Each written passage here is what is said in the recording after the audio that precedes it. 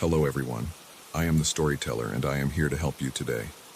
I know you use this video to fall asleep, so before that, like the video and subscribe to the channel. Also, where are you from and what time are you watching? Now get comfortable and relax. I remember the first time I saw it. I had just gotten home after another long day at the office. It was late. It was quiet. I opened the door to my place, flipped on the living room light, and saw someone sitting in my old leather armchair near the fireplace. The figure didn't move. I stood there for a few seconds, my hand still on the switch, thinking maybe I was seeing something that wasn't there. But it was there. I could see the shape of it. No details, just a shape like a person, legs bent at the knees, arms on the chair's sides, head facing forward. I didn't say anything. I didn't know what to say. It just stayed there, not moving, not making a sound. I turned around to set my keys on the kitchen counter. I could swear I felt its eyes on me. I turned back fast, but it hadn't moved. It just sat there. I don't share walls with anyone. I live alone in a small house just outside the city. There's a row of similar places on my street. Mostly older people live around here. Sometimes they have family over, but I don't see them often. My house is small. Living room, a tiny kitchen connected by a short hallway, one bedroom, one bathroom, and a small backyard. Nothing fancy. I've lived here for a few years. I've never seen anyone break in or trespass. That first night, I just stood there. I didn't feel right approaching it. I felt this heavy pressure in the air around it. It was like the air around the armchair was thicker. I could feel my breathing get slower when I looked at it. I took a step closer and noticed no smell, no strange sounds, no movement. I tried clearing my throat. I tried calling out, "Hey, who are you?" No response. The shape stayed exactly where it was. I stepped closer until I was about 5 feet away. I could see the worn leather under the figure's shape. The figure looked more like a silhouette than a solid person. I flicked the overhead light off, then on again. No change. It was still there. I didn't have the nerve to touch it. I don't know why. I just turned around and walked backward down the hall toward my bedroom, keeping it in my line of sight until I reached my bedroom door. I slipped inside and locked it. I leaned against the door, listening for any sounds outside. Nothing. After maybe 10 minutes, I opened the door again. The armchair was empty. The figure was gone. The room looked normal. The fireplace was dark and cold. Everything was where it should be. The next morning, I got up and checked the living room right away. Nothing strange. I shook my head and tried to explain it to myself. Maybe I was just tired and saw something. But that night after work, when I got home, it happened again. I turned on the light, and the figure was there, this time maybe a foot to the right, like it had shifted the chair slightly. I froze in place. I could feel my heart pounding. My forehead got damp. I said, "Who's there?" No answer. I walked around to see if I could make out the face. I circled the chair from a distance of about 6 feet, but from every angle it looked the same. A dark shape sitting perfectly still. When I stepped too close, I felt that same thick air. It was like walking into a wall of pressure that made my throat tighten. I backed off and went to my room again. I checked a few minutes later and it was gone. This time I rushed over to the chair and touched it. The leather felt normal. A bit of dust. The seat was a little worn from years of use. I didn't find any sign of a break-in. My front door was locked. Windows were locked. No tracks, no dirt, no footprints. On the third night, it was there again, shifted a bit more. Now it was angled toward the hallway. I could see it the moment I walked in. I turned on every light in the place. I even grabbed my flashlight from a drawer and shined it directly at the figure. The light didn't help me see any face or clothes. It just confirmed there was a shape there blocking the chair's outline. I yelled, "I'm calling the police." No movement. I walked back outside and dialed the non-emergency line. It was late, and I told them I thought someone was in my house. They came after about 20 minutes. 2 officers. They checked the place thoroughly. By then, the figure was gone. They found no one inside. They looked at me like I was maybe imagining things. They left without finding anything. After that, I decided I would try something different. I set up a small camera on a shelf facing the chair and left it recording all night. I wanted proof. When I got home from work the next night, I walked straight to the camera and played back the footage. I saw only an empty armchair. No figure. I fast-forwarded through hours of footage. Nothing changed. But when I stood in the living room that night, the figure was right there in front of me. I tried adjusting the camera while it was sitting there, then checked the display screen live. The camera only showed the chair. No silhouette. I moved my hand in front of the camera and it recorded my hand just fine. But the figure didn't show up. It was like it wasn't visible to the camera. Over the next few nights, it got worse. Each time I came home, the figure was in a slightly different spot. Sometimes it seemed a bit closer to the center of the room. Once I swear it looked like it was leaning forward. Another time it seemed to be standing up next to the chair. I tried approaching it slowly. I got close enough that I could almost reach out and touch it. But the closer I got, the heavier the air felt. My chest got tight. My head pounded. My palms sweated. I couldn't bring myself to touch it. I stepped back, trying to breathe. I tried talking to it. I said things like, "What do you want? Who are you? Why are you here?" No response. Not a single sound. No movement. I tried staying completely quiet, just watching it, seeing if it would shift or react. Nothing. It never made a sound. Never smelled like anything. Never gave any clue it even recognized me. One night I decided to stay outside and peek through a window before unlocking my front door. I could see the armchair from the side window near my kitchen. I looked carefully inside before entering. I didn't see the figure from that angle. But when I went inside and turned on the light, there it was. It was like it only appeared when I was physically present in the room. I considered sleeping somewhere else. I booked a cheap motel room down the road and stayed there one night.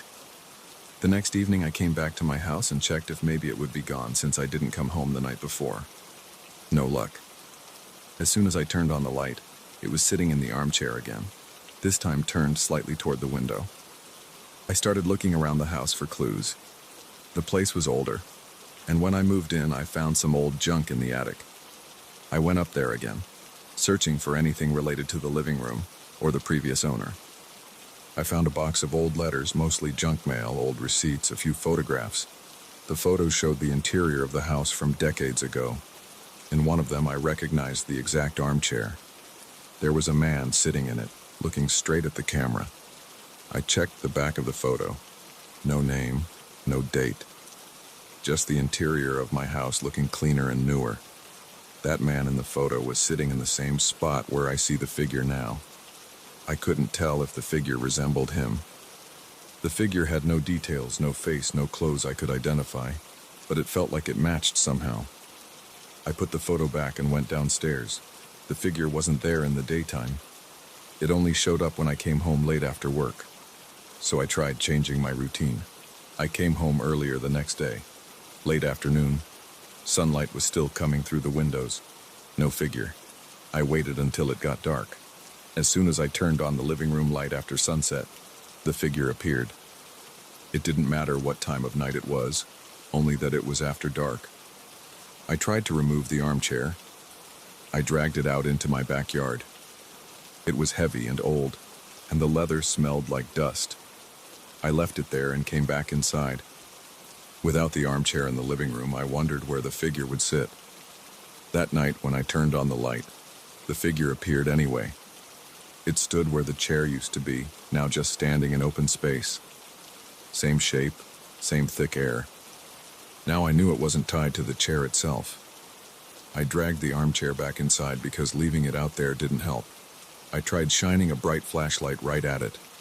The beam hit the wall behind where the figure stood, but I couldn't make out any features on it. It was like looking at a hole in the air. I reached my hand toward it, and the moment I got within a foot of it, I felt like I couldn't breathe. My ears rang. I pulled back, breathing hard. I felt sweat trickle down my spine. After a week of this, I started getting desperate. I tried calling a friend who knows a bit about the neighborhood's history. He told me the previous owner was an older man who lived here alone for many years before moving to a nursing home. The man had left behind some furniture, including the armchair. The friend said the old man loved that armchair. He said it was where the man spent all his evenings. He didn't say anything about strange sightings, just that the man never really wanted to leave. I had no better ideas. I tried speaking calmly to the figure when I came home that night. I said, "I know you were here before me. I understand this was your space." I paused. No response. I tried again. "I'm just living here now. I'm not here to take anything from you." Still nothing. But I didn't feel as much pressure that night. It was still there, but I noticed I could breathe a bit easier. I tried leaving something for it. I set a small table next to the armchair. I placed a cup of coffee there. When I came back after a moment, the coffee was still there, untouched, but somehow the figure seemed less solid. I'm not sure if it changed or if I just imagined that. The next night, I tried something else. I sat down on the floor, a few feet away from it, and just waited. I didn't talk. I didn't make sudden moves. I just sat there, looking in its direction, waiting. After several minutes, it faded out. It just disappeared. The room felt lighter. I could breathe normally. I stood up, turned around, and went to my bedroom. The next night, when I returned home, I entered slowly. I turned on the light, and the figure was back, but it looked more faint. I approached it until that pressure returned, but this time it was weaker. I said, "I'm not trying to push you out. I know this place was yours. I just need to live here. I'm not disturbing your things. I'm not here to fight." I stood there quietly. My heart beat fast, but I tried to stay calm. After a minute or so, the figure disappeared again. I touched the armchair. It felt normal. The pressure in my chest eased right away. Over the next few days, I came home and repeated this. I would enter slowly, speak quietly, and not make sudden moves. Each time I did that, the figure either appeared faintly or didn't appear at all. On a few evenings, I didn't see it. The living room stayed empty and calm. The air felt normal. I tested the lights, checked the door, walked around the chair, ran my hand along the old leather. Nothing. On a Sunday night after a week of these attempts, I came home late again, just like before, and flipped on the light. The figure didn't show up. I waited a few minutes, walked around, opened the door again, closed it, turned the light off and on. Still nothing. The air felt normal. I ran my hands along the armchair. The leather was smooth under my palms. No pressure, no thick feeling in my lungs. I said, "Are you still here?" Nothing. Just silence. I sat down in the armchair for a few minutes. I didn't feel anything unusual. I got up, grabbed a bottle of water from the fridge, and stood in the doorway. Everything looked normal. I stayed up a few hours that night, waiting to see if the figure would return. It never did. The next night I came home, turned on the light, and still no figure. The armchair looked empty and still. I sat in it again, feeling the worn cushions, the old leather creaking slightly under my weight. I leaned back, took a deep breath, and it felt like a regular old chair. Nothing strange. I don't know exactly why it stopped appearing. Maybe it had something to do with the old man who used to live here, or the way I behaved. Maybe acknowledging it made it fade away. I'm not sure. All I know is that after that week, I never saw the figure again.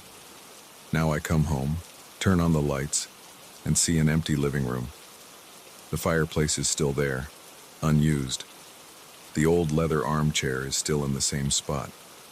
Sometimes I remember how it felt, coming in late at night, seeing that shape, feeling my chest tighten. But that's over now. The figure never returned. My house is quiet and normal again. I keep my routine simple. I come home, turn on the lights, and see nothing but furniture and shadows. That's all I've got now, and I'm fine with it.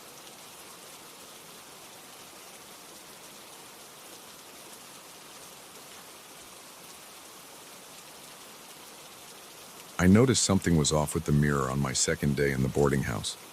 The bathroom here is shared by everyone on the same floor.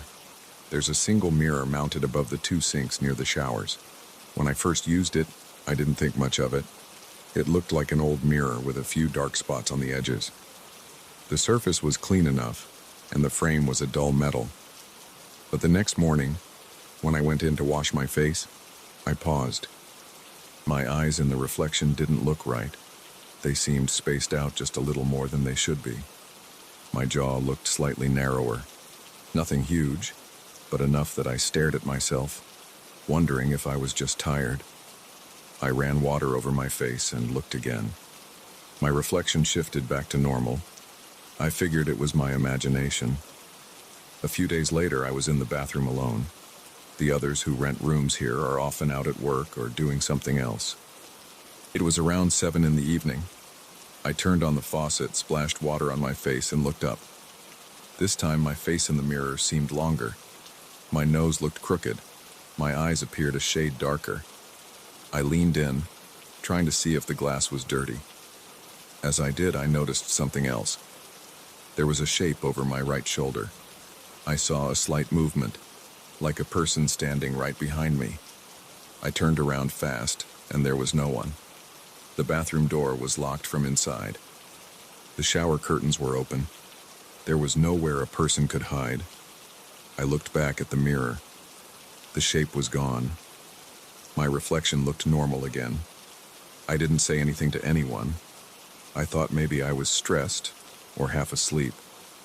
Over the next week, I started paying more attention. Every time I went in there, I tried not to look directly at the mirror. I would just do what I needed to do and leave. But it's hard not to look. The mirror is right there. One morning, after breakfast, I went in to brush my teeth. The fluorescent light above the sinks flickered sometimes. While brushing, I glanced up. For a moment, I saw my face, but my eyes were too large. My cheeks looked hollow, and my neck looked thinner. I stopped brushing and spit out the toothpaste, then looked around me. Nothing. Just the same old bathroom smell, the damp towels on the hooks, and the sound of the faucet dripping. I looked back at the mirror. This time, behind me, I saw that faint movement again, like a dark figure passing behind my back. I felt my heart beat faster. I turned, opening the shower curtains, checking the toilet stalls. Nothing. I could feel the hairs on my arms standing up. I rushed out and returned to my room. I live in a small room 2 doors down. It's just a bed, a desk, and a chair. The walls are thin. I can hear other tenants walking or opening doors. That evening, I tried to forget about the mirror.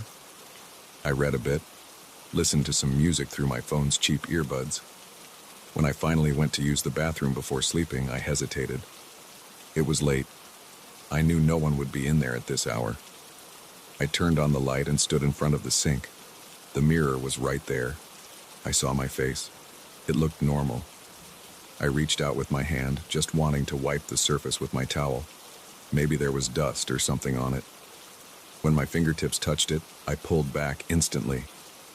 It was colder than any surface I'd felt in a room that wasn't refrigerated. The temperature in the bathroom was normal, but the glass felt icy. I set my towel down and tried again, pressing my palm against it. It felt like I was touching a block of ice. My hand started trembling, not from fear, but from the shock of how cold it was. I stepped back. I turned around to see if there was some air vent blowing directly onto it. There wasn't. The vents were on the ceiling, not pointed at the mirror. I tried to push it from my mind. But over the next few days, it kept happening. I would catch glimpses of myself with features slightly off. If I stared long enough, my reflection would return to normal. But if I looked for even a few seconds too long, I'd notice something behind me in the glass. Just a faint shape, like a person standing still, watching me. I never saw it in the actual room, only in the reflection. Sometimes I'd think I heard soft footsteps behind me when I was alone. Other times I felt a slight chill on the back of my neck. Nothing else in the boarding house felt strange. The halls were normal. My room felt normal. The kitchen and living area were normal. It was only in that bathroom, in front of that mirror.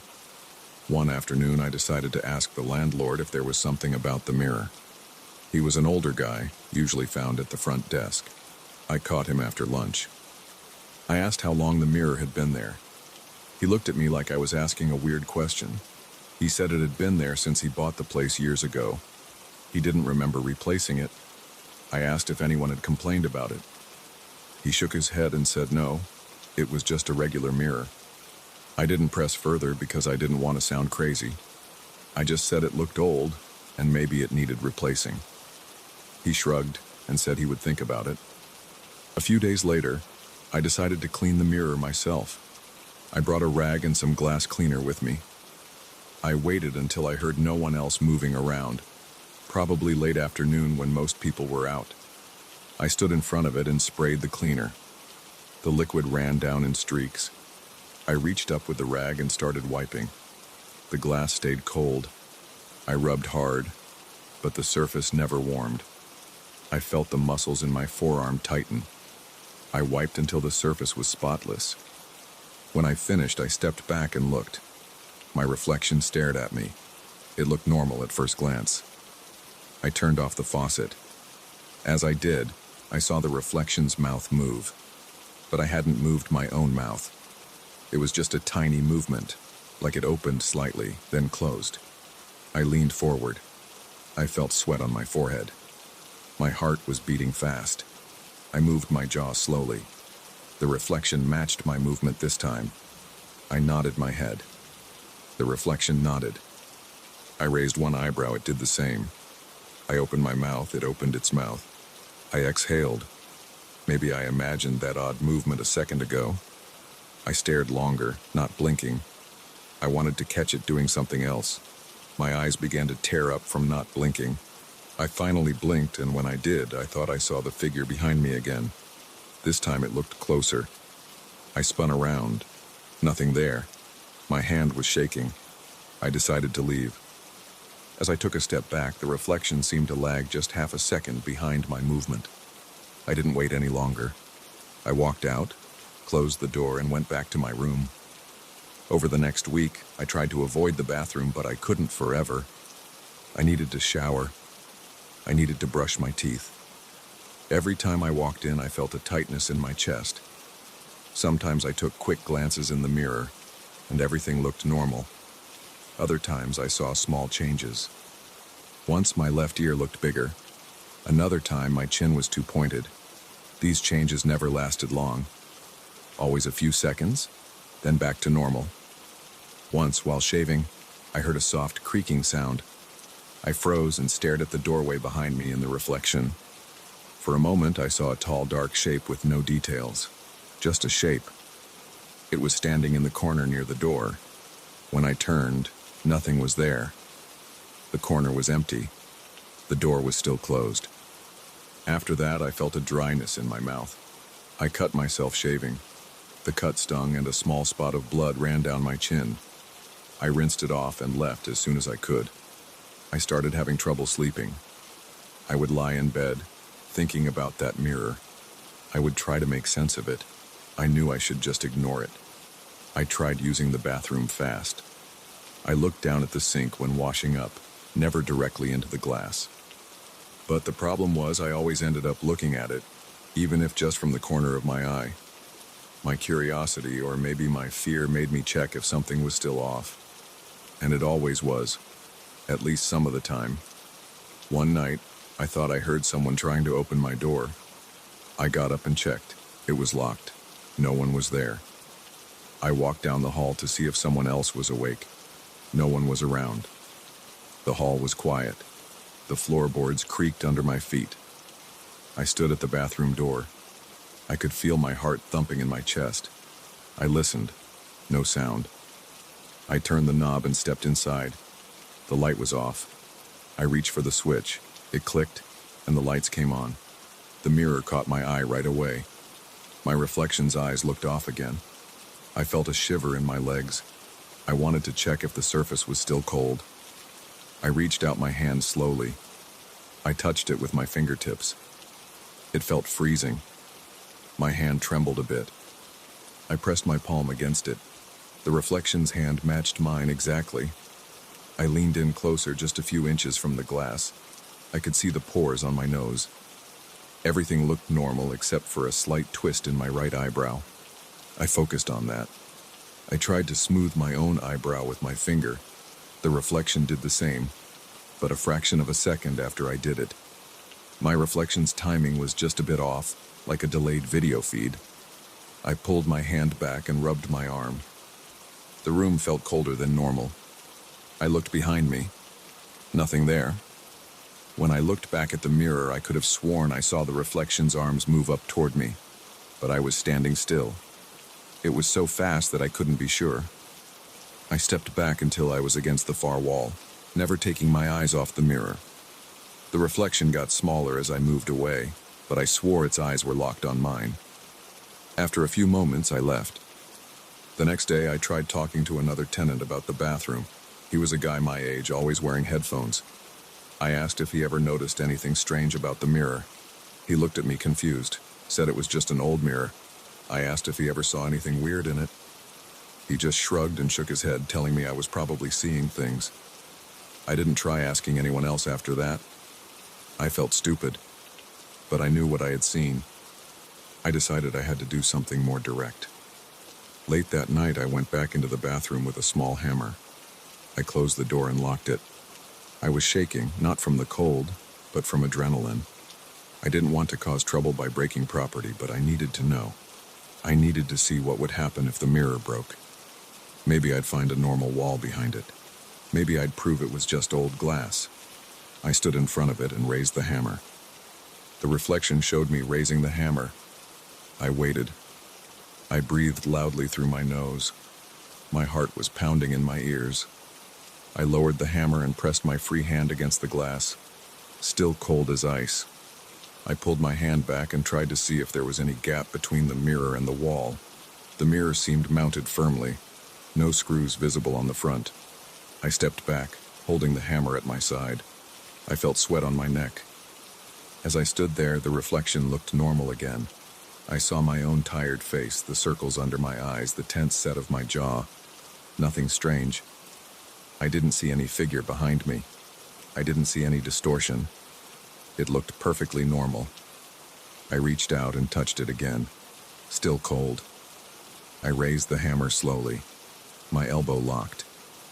I aimed at the lower corner of the mirror, a spot where maybe I could chip it without making a huge noise. I tried to do it gently. I tapped the hammer once. The metal connected with a dull sound. Nothing cracked. I tapped it again a bit harder. The mirror vibrated slightly. My reflection trembled. I saw a tiny chip in the corner. A small piece of glass fell into the sink. At that moment, I caught a movement in the reflection. My reflection's eyes widened. My own eyes were focused and steady. I realized the reflection's expression didn't match mine. I froze. The reflection's mouth opened slightly. My mouth stayed closed. My breathing stopped for a second. I tapped the hammer again on the corner. Another small chip. This time, I heard a soft scraping sound. I looked down at the sink. The chipped bits of glass were there. I looked back up. The reflection's face looked angry, or maybe frustrated. Its eyebrows were drawn inward. Mine weren't. I tried to raise my eyebrows. The reflection raised them too, but too late. I could see it lagging behind. I moved my right hand slowly. The reflection followed, but with a tiny delay. I stepped back, putting the hammer on the counter. The reflection gripped an invisible hammer in its own hand, but a fraction of a second after me. It was like it was trying to copy my actions, but was always late. I reached for the doorknob. I wanted to leave. As I touched the knob, I heard a light tap on the glass behind me. I turned around. The reflection looked normal again, mirroring my movements correctly. I unlocked the door and left the bathroom. I walked back to my room and shut the door. I didn't sleep well. The next morning, I gathered my things and decided to move out. I didn't tell the landlord why. I said I found another place closer to work. He didn't ask many questions. I left that same day. As I carried my suitcase down the hall, I glanced once at the bathroom door. It was closed. I could hear faint water dripping inside. I didn't look back again. I didn't tell anyone else what happened. I just left, relieved to be gone. I never saw that mirror again.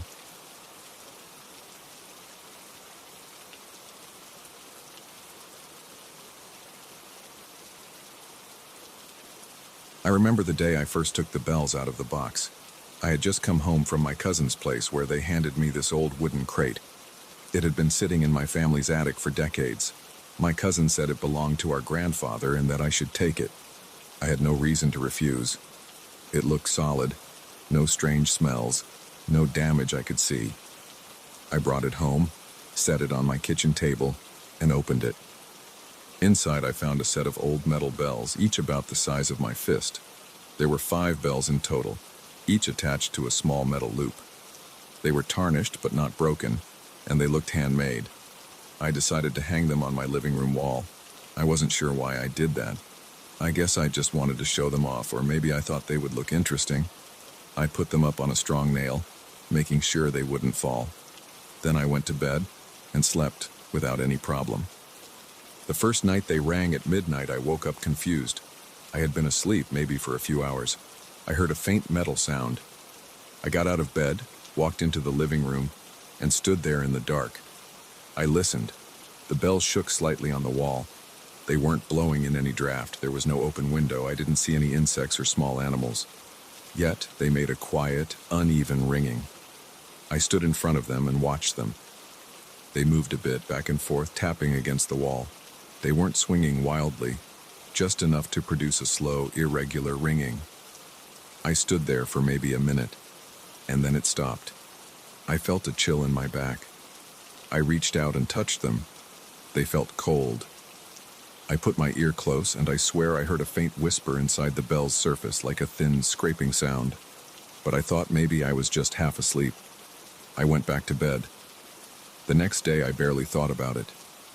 The second night, it happened again at midnight. The bells rang a bit louder. They woke me up, and this time I turned on the living room light. I saw them swinging a little more, and I could hear a pattern in the ringing. The pattern was not melodic, not pleasant. It sounded clumsy, as if something was trying to play a tune but couldn't get it right. After about 30 seconds, the sound stopped again. I waited to see if it would start again, but it didn't. I touched them again, and I looked closely at their surface. I noticed that each bell had small markings. I couldn't make them out. They were very tiny, like scratches or engravings. I tried to rub them off with my thumb, but nothing happened. I got a magnifying glass from a drawer and looked closely. The lines looked like some kind of symbols. They were arranged in small rows around each bell, very thin, almost invisible. I had never seen anything like it. I felt uneasy. I put the magnifying glass back and turned off the light. I couldn't sleep well the rest of the night.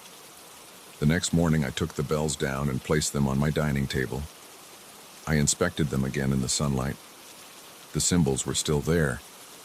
They looked like small runes or letters I had never seen before. They weren't random scratches. They seemed deliberate. They formed consistent shapes and patterns on each bell's surface. I felt a kind of tension in my neck and shoulders. I didn't know what to do. I decided to leave them off the wall. I put them in a cabinet under the TV. I locked the cabinet and left the apartment to run some errands. That night, just before midnight, I sat in my living room with the TV off, lights off, and listened. I waited, breathing slowly, trying to calm myself. Right as my phone showed midnight, I heard them again. They rang inside the locked cabinet. I froze. The cabinet door vibrated slightly. I got up and opened it. The bells were there, lying on their side, ringing softly. I leaned in and listened carefully. The room was quiet except for them. Then, under the ringing, I heard a low whisper. It sounded like my own name. It was not loud. It was more like a dry voice forming the syllables. I felt a sudden wave of heat in my face. My hands shook a bit. I pulled the bells out and placed them on the coffee table. They stopped moving as soon as I removed them from the cabinet. I took a step back. My breathing was quick. I looked around my apartment. Everything else was normal. The walls, the furniture, the closed windows. Only these bells seemed alive. I didn't know what to do. I turned on the TV for some background noise. I didn't sleep until morning. For the next few days, I tried several things. I took the bells and placed them in different spots. One night, I wrapped them in towels and placed them inside a metal toolbox in my closet. At midnight, they rang again, muffled by the towels, but still audible. Another night, I put them out in the hallway of my building, inside a cardboard box. I sat in my living room with the door closed and listened. At midnight, I heard the faint ringing coming from outside the door. They were always active at that exact time. Another time, I tried to hold them down with my hands at midnight to see if something physically moved them. I felt a slight vibration. My fingers tingled. My palms got sweaty. I heard that whisper again. It sounded like my name, repeated quietly but firmly over and over. I decided I should try to identify the symbols on their surface. I borrowed a better magnifying glass from a neighbor. I sat at my dining table in the late afternoon, the bells in front of me, and examined each symbol. They were intricate, with tiny straight lines and angles. Some looked like small triangles with lines inside. Others looked like squares with a diagonal slash. They weren't random. They formed sequences, repeated patterns, wrapping around each bell in neat rows. I wrote them down on a piece of paper, copying them as best as I could. I tried to search online for similar runes or symbols. I looked at old alphabets, ancient scripts, carvings from different cultures. Nothing matched exactly. I spent hours on this, sweating and feeling frustrated. I felt a pressure in my chest. The bells lay there, silent, waiting. As midnight approached that day, I felt dread. I knew what would happen. I tried to prepare. I turned off all the lights, sat in my armchair, and held a flashlight in my hand. When the bells started ringing, I would shine the light on them and watch carefully. I sat there waiting. My mouth was dry. At midnight, the bells began. They shook on the coffee table. The sound was sharper tonight, louder. I saw them lift slightly off the surface, just a fraction of an inch. My flashlight beam caught them at an angle. They seemed to vibrate in a way I couldn't explain. The whispering was clearer. I heard my name. It was not my voice. It was not a voice I recognized. It sounded neutral, calm, and forced. I saw no speaker. I saw only these 5 bells rattling in unison. I yelled at them, demanding they stop. I banged my fist on the table. They fell still. The ringing ceased. The whispering faded. My heartbeat pounded in my ears. I felt dizzy. I took a few deep breaths and wiped sweat from my forehead. The bells just lay there as if nothing happened. I picked one up. It felt heavy and cold. I shook it, but it didn't ring. It was silent, just a piece of metal. I put it back. I stayed up the rest of the night watching TV with the volume low, trying not to think. Over the next week, things got worse. The bells didn't just ring at midnight. They started at random times, always short bursts of sound. I would be in the kitchen washing dishes, and I would hear a light chime from the living room. I would come out, and the bells would be shifting slightly. Once, I was on the phone with a friend, and I heard them ring quietly behind me. My friend asked what that noise was. I said it was nothing important, just something old I inherited. I didn't want to explain. It sounded stupid. I tried to ignore them, but I couldn't. Every time they rang, I felt tense. My neck muscles got stiff. My stomach felt uneasy. I started to sleep less. I set my alarm for early morning so I could stay awake until after midnight, deal with them, and then pass out from exhaustion. This routine drained me. I tried removing them from my home. One afternoon, I put them in a bag and drove out of town. I planned to leave them at a friend's storage unit. I didn't say they were haunted or anything. I just said I needed a place to store some old family stuff. I parked my car near the friend's building. I opened the trunk and checked the bells. They were inside a canvas bag, not ringing, not moving. As I walked toward the storage unit, I heard a faint hum come from the bag. It was not midnight, it was about 6 p.m. I stopped and felt a cold sweat break out on my forehead. I was outside, in the open air. I looked around. No one else was nearby. The bells were humming, a steady, low tone. I turned around and walked back to the car. I didn't know what I was doing. I sat in the driver's seat, listening to the hum. After a minute, it stopped. I realized I didn't want to burden my friend with this. I knew something was wrong with these bells. I drove home, feeling my hands tremble on the steering wheel.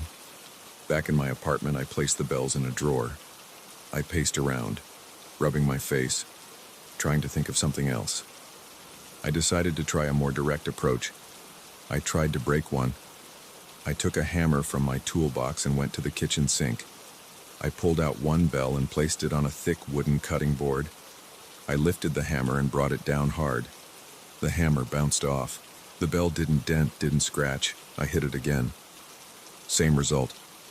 I tried a screwdriver, wedging it inside to see if I could pry anything loose. Nothing. The metal wouldn't bend. I got frustrated and started breathing hard. My face grew hot. I put the tools away and gripped the edge of the sink, trying to calm down. The bell lay there, as if mocking me. Later that night, I tried recording the sound. At midnight, I turned on my voice recorder app on my phone and placed it next to the bells. They rang for about 20 seconds, then stopped. I played back the recording. It picked up the ringing, but not the whisper.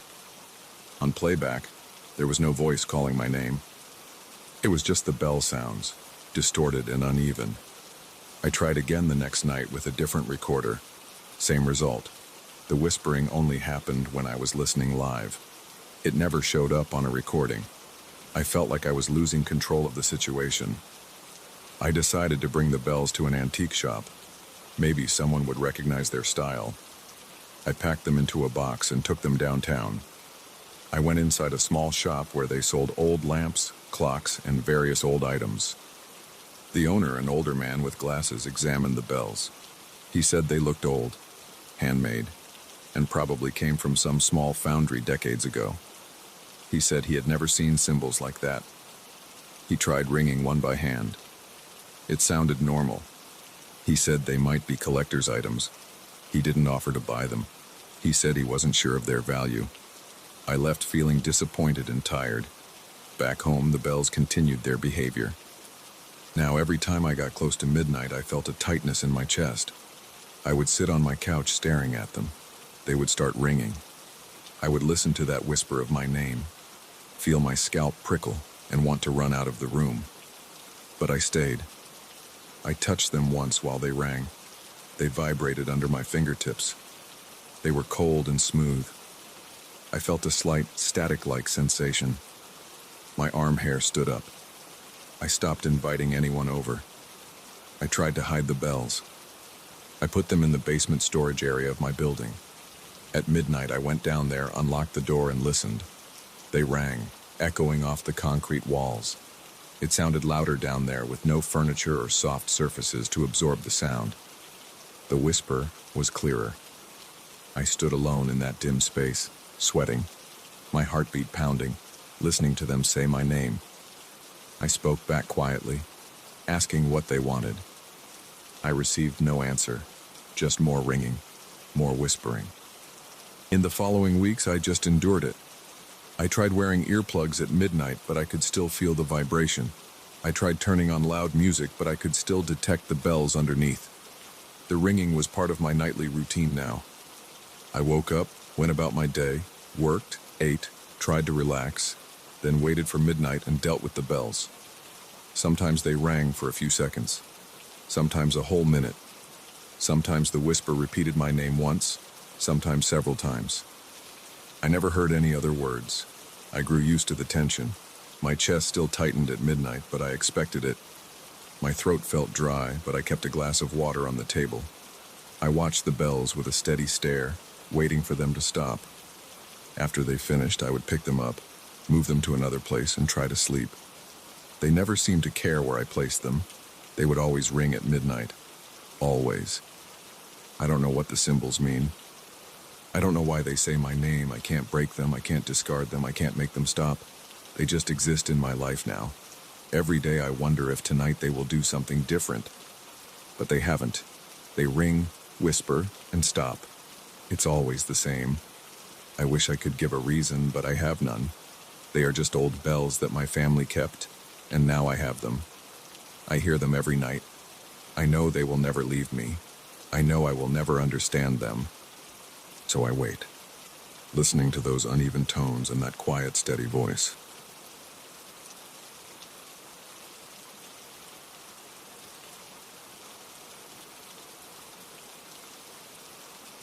I started this job about 3 months ago. I work as a night watchman on a quiet street that doesn't see much movement after midnight. It's not a big deal. I walk from one end to the other, check a few warehouses, make sure no one is breaking in. I don't carry a gun, just a flashlight and a radio. I started because I needed something steady and I didn't want to deal with customers anymore. The pay is fine, the hours suck, but I thought I could handle it. For the first few weeks it was uneventful. I tried to stay awake by counting steps or humming quietly. I sometimes sipped coffee from a thermos. The only thing that stood out was an old phone booth at the end of the street, near an abandoned lot with cracked pavement and rusted fencing. The phone booth is small, with dirty glass and chipped paint. The door doesn't close right. The receiver is scratched, the cord twisted. I've never seen anyone use it. There's no light inside. It's just there. One night around 3 in the morning, I was passing by that booth. It was my second month on the job. I had stopped about 10 feet away because I thought I heard a noise. I stood there, listened for a second, and then I heard a faint ringing. It sounded like a telephone ring, but not clear. It was uneven, like something was wrong with the bell. I looked around, saw no one, no cars. The sound was coming from the booth. I stepped closer and pressed my ear to the door. The phone was ringing. I tried to remember if that booth was even connected to anything. I'd never seen a phone company truck come by. It looked abandoned. I waited. The ringing kept going. It didn't stop. I felt a pressure in my chest. I didn't want to pick it up, but I also didn't want it to keep ringing. I imagined some drunk guy inside, maybe hiding, but I saw no one. I slid the door open. It made a scraping noise. Inside, it smelled like dust and old metal. The receiver was hanging. I picked it up. I said, "Hello?" I heard something on the other end, but it wasn't clear. It sounded like a whisper, but too soft and broken. I said hello again, louder.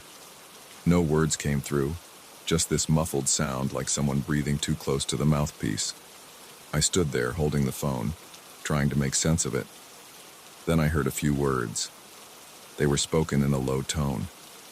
They sounded like someone trying to speak with their mouth covered. I couldn't catch the meaning, but the voice felt familiar in a strange way. My hand holding the receiver started to sweat. I shook my head, said, "I can't hear you." The whispering continued, but it never got louder. I hung up. The booth fell silent. I looked around outside.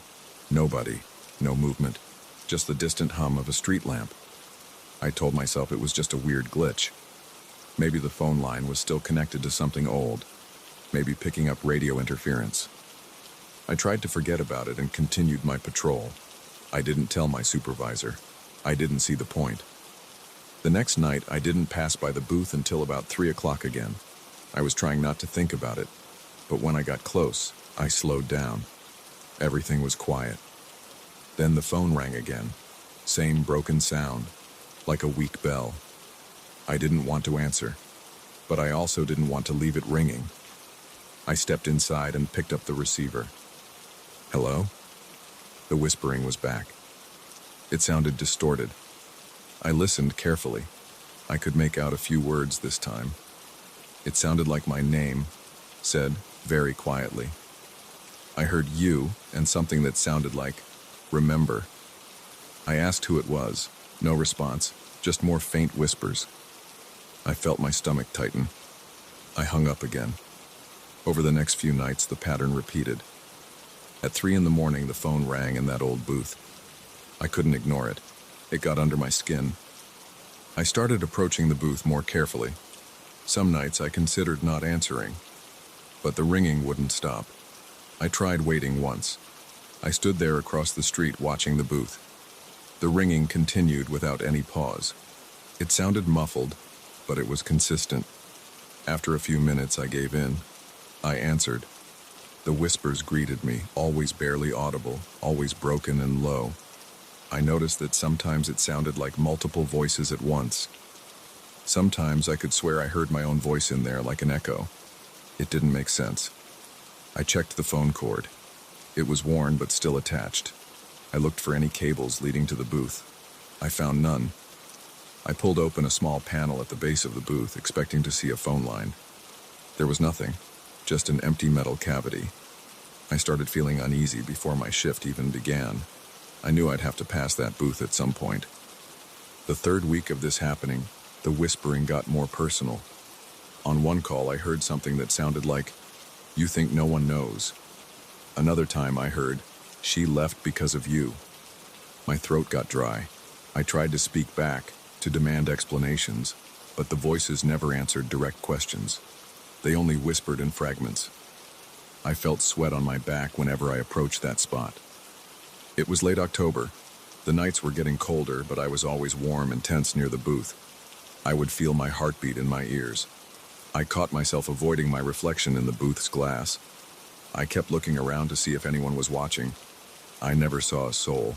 I tried to record it once. I brought a small tape recorder and held it near the receiver. Later, I played it back in the guard office. I heard static, some faint crackling sounds, but no clear voices. It was useless. I thought about telling someone, but what would I say? That a dead phone line rings at 3 in the morning and whispers strange things that sound like they know my past? They'd think I was losing it. I needed this job, so I kept quiet. The calls got more intense after a while. One night I answered, and before I could say anything, I heard heavy breathing and a long moan, followed by a whisper that sounded like my old boss's name. I hadn't thought about that guy in years. I had left that job on bad terms. Another time, the voice mentioned details about a fight I'd had with an ex-girlfriend. It knew the exact words I had yelled. Hearing that made me feel cold sweat on my forehead. My hands shook. I hung up quickly and stood outside the booth, staring at it, breathing hard. How the hell did this thing know these details? I tried ignoring it for a few nights. I'd stay as far as I could from that end of the street until after 3. But I still had to check all my points. One night I approached the booth at 3:15 thinking maybe I missed the call. It rang the moment I got there, like it had been waiting. I picked it up, furious. I said, "Who are you?" I tried to sound calm, but my voice came out strained. The response was a series of whispers that sounded like laughter, then a few words I couldn't understand. My chest felt tight. My breathing was shallow. I wanted to yank the phone out of the booth, but I worried someone might notice and ask questions. Besides, I wasn't sure if it would stop anything. I tried covering the receiver while it whispered, thinking maybe I'd hear something behind me. Maybe someone was nearby with a hidden device. I heard nothing but my own breathing and distant traffic noises. No footsteps, no other voices. Just me, the booth, and that soft, broken whisper. As nights passed, I started feeling jumpy at work. I reacted to small sounds. My radio crackling made me flinch. I caught myself walking faster between checks, glancing over my shoulder. I rubbed the back of my neck constantly. The whispering started focusing on my fears. It would mention things I never told anyone. It described moments when I was alone in my apartment, pacing around, worried about bills or about getting fired. It said things like, "You're not good enough." It said, "They know about your lies." It reminded me of times I messed up on the job, things I tried to forget. I clenched my jaw so hard I got headaches. I could feel my pulse in my temples. My shoulders ached from being tense all night. One night I decided to unplug the phone. I brought a small toolkit. Around 3, the call came. I answered just to confirm it was still happening. The whispering started. I let it go on for a moment, then I hung up, crouched down, and unscrewed the panel under the phone. I grabbed the cord inside and pulled. It came loose easily. There was no wiring going out. The phone was disconnected from everything. I checked the main cable. Nothing led to the street. No line. I stared at that disconnected wire in my hand. It was just a loose piece of cable frayed at the ends. No way this booth had a working line. I stood there holding that useless wire, my heart pounding. I heard the phone ring again behind me. I turned and saw the receiver shaking slightly on its cradle. I picked it up, more angry than scared now. I said nothing. I listened. The whispering was still there, unaffected. My chest felt like it was full of stones. My throat was dry. I hung up and backed out of the booth, leaving my toolkit behind. I had to breathe slowly to keep calm. It made no sense. I was wide awake. I walked away and returned to my route, but my mind stayed there. I had no way to explain it. The next night I brought my phone and tried to call someone at 3 a.m. I planned to let them hear it. But when the time came, as I reached the booth, I tried to call my buddy from my cell. The signal cut out. I got static. I tried stepping away, but my phone froze. Then the booth rang. My hand shook as I answered. I tried to hold my cell phone's speaker to the booth's receiver. I got nothing on playback later. I felt trapped. I couldn't prove it. I couldn't stop it. Every night it rang. Every night the whispers got more personal, more uncomfortable. It talked about my fears of losing my job. It mentioned times I got angry and broke things in my apartment, times I never told anyone about. It commented on how I avoided calling my mother because I didn't want to answer her questions about my life. It said things that made me feel exposed. I scratched my arms until they were red. The physical reaction was immediate every time now. I sweated through my shirt. My breathing was short and rough. My legs felt weak. My eyes darted around for someone to blame. I even tried staying inside one of the warehouses until after 3, but I had to pass that booth eventually. It always rang when I was nearby, always at that exact time. If I approached at 3:30, it waited until I got close, then started ringing. If I came early, it stayed silent until the clock hit 3. Then it rang. I considered quitting, but I needed this job. I told myself I could handle it.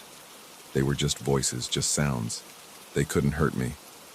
But they knew too much. I couldn't block out what they said. Each time I answered, I gripped the receiver tight and tried to stay calm. I said nothing. Sometimes I tried to yell at them, but they never reacted. They just kept whispering. Sometimes I thought I recognized a friend's voice or someone from my past, but it never lasted long enough to be sure. It was like multiple voices layered on top of each other, fading in and out. Sometimes they sounded angry, sometimes amused, sometimes just sad. My shift started feeling endless. I began dreading that single moment of the night. Everything else was fine. No break-ins, no trouble. Just that booth and its impossible call. One night I came prepared with a hammer. I reached the booth before 3. I looked around. The street was empty. I opened the door and took the hammer to the receiver. I hit it a few times until the plastic cracked. I hit the cradle. I hit the walls. The glass shook. I tore the cord off the receiver completely. I dropped the pieces to the ground. I felt my heart pounding. My palms were wet. I stood there breathing hard, looking at the broken phone. It was in pieces. The receiver was cracked open, the internal parts exposed.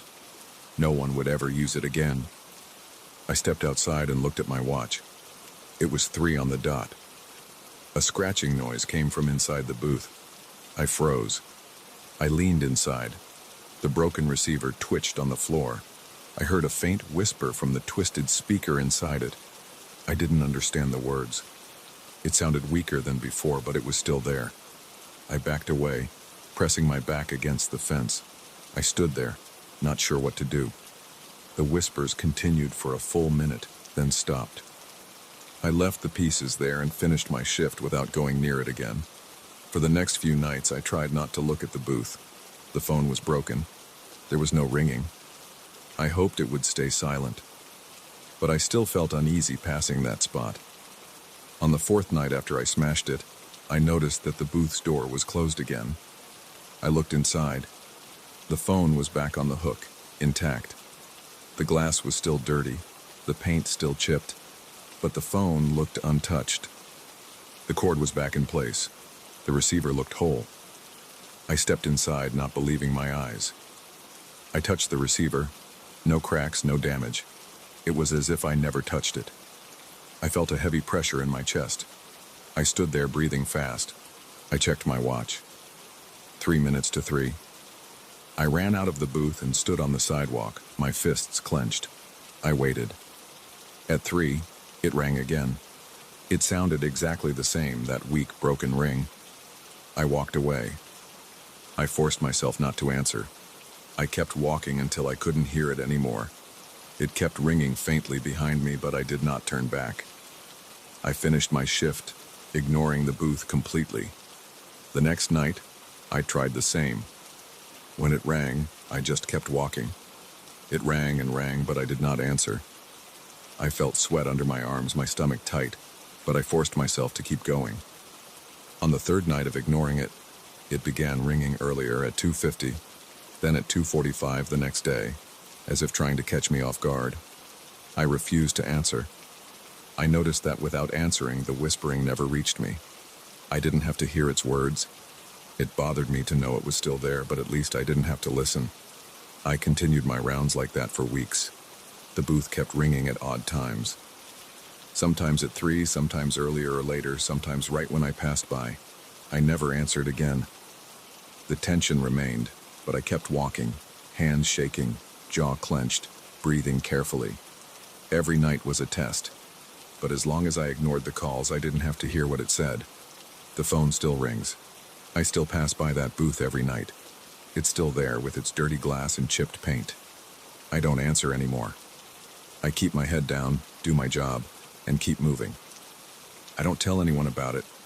I don't try to break it again. I just accept that it's there, ringing, whispering with no one listening. If I don't pick up, it can't get inside my head again. It can't force me to hear those voices.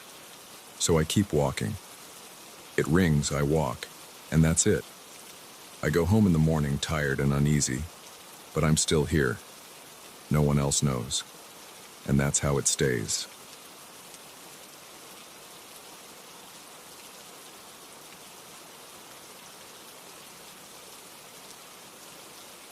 I remember the day I first hung that old oil portrait in my office.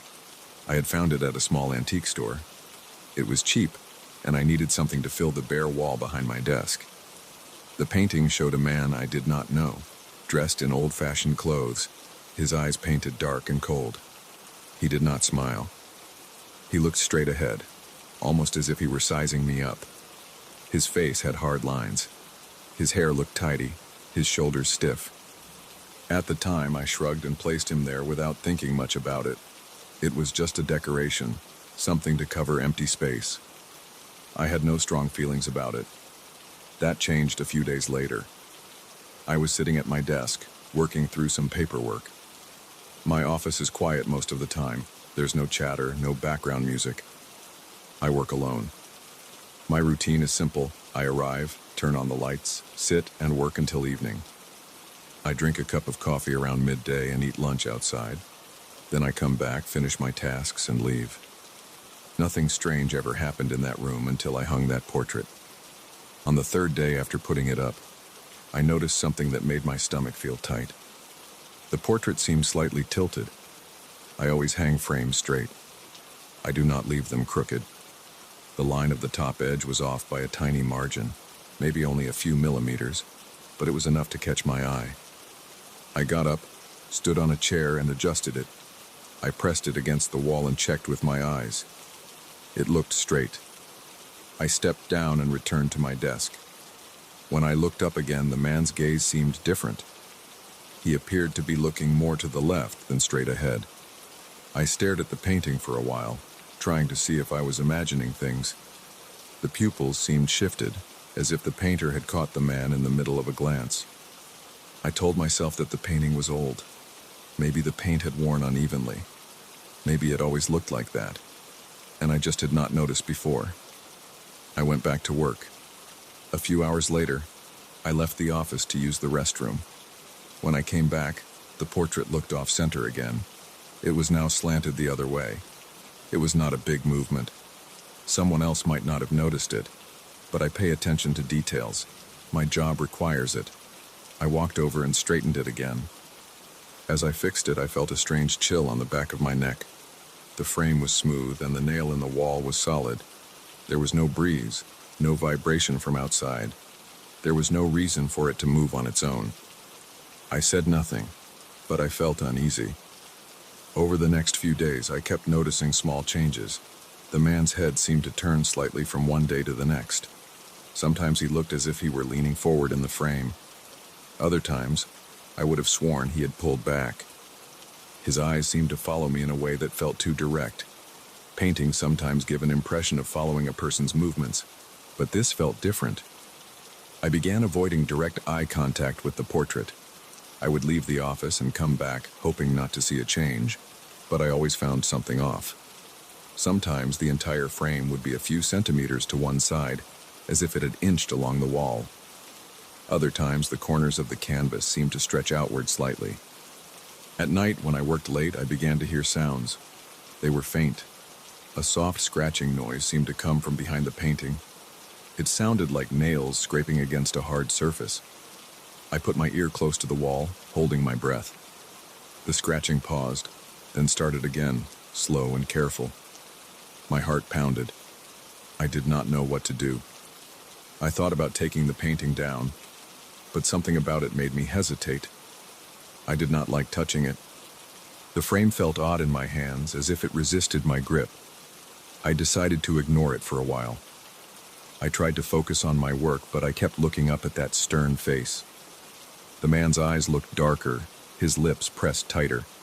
I had the impression he was judging me. It felt ridiculous to think that way. It was just paint on canvas. But the sensation was too strong. I found myself checking behind me, looking at the corners of the room, making sure I was alone. I turned on an extra lamp and kept the lights bright. One afternoon I got frustrated. I grabbed the painting and took it down from the wall. I carried it to a closet in the hallway. I planned to store it there and forget about it. The frame felt heavier than it should. It strained my arms. I opened the closet door, placed it inside, and closed the door quickly. I dusted off my hands and returned to my office. Without the painting, the wall looked empty and harmless. I felt relieved. The next morning, I came back to the office feeling better. I was sure that the strange sensations would be gone. But when I entered the room, I froze. The painting was back on the wall. It hung in the exact same place as before. I felt my throat tighten. I could barely swallow. There was no one else with a key to my office. I always lock the door. I checked the lock and it was intact. I stood there in silence, staring at the painting. The man's eyes seemed to meet mine. He looked even more severe now.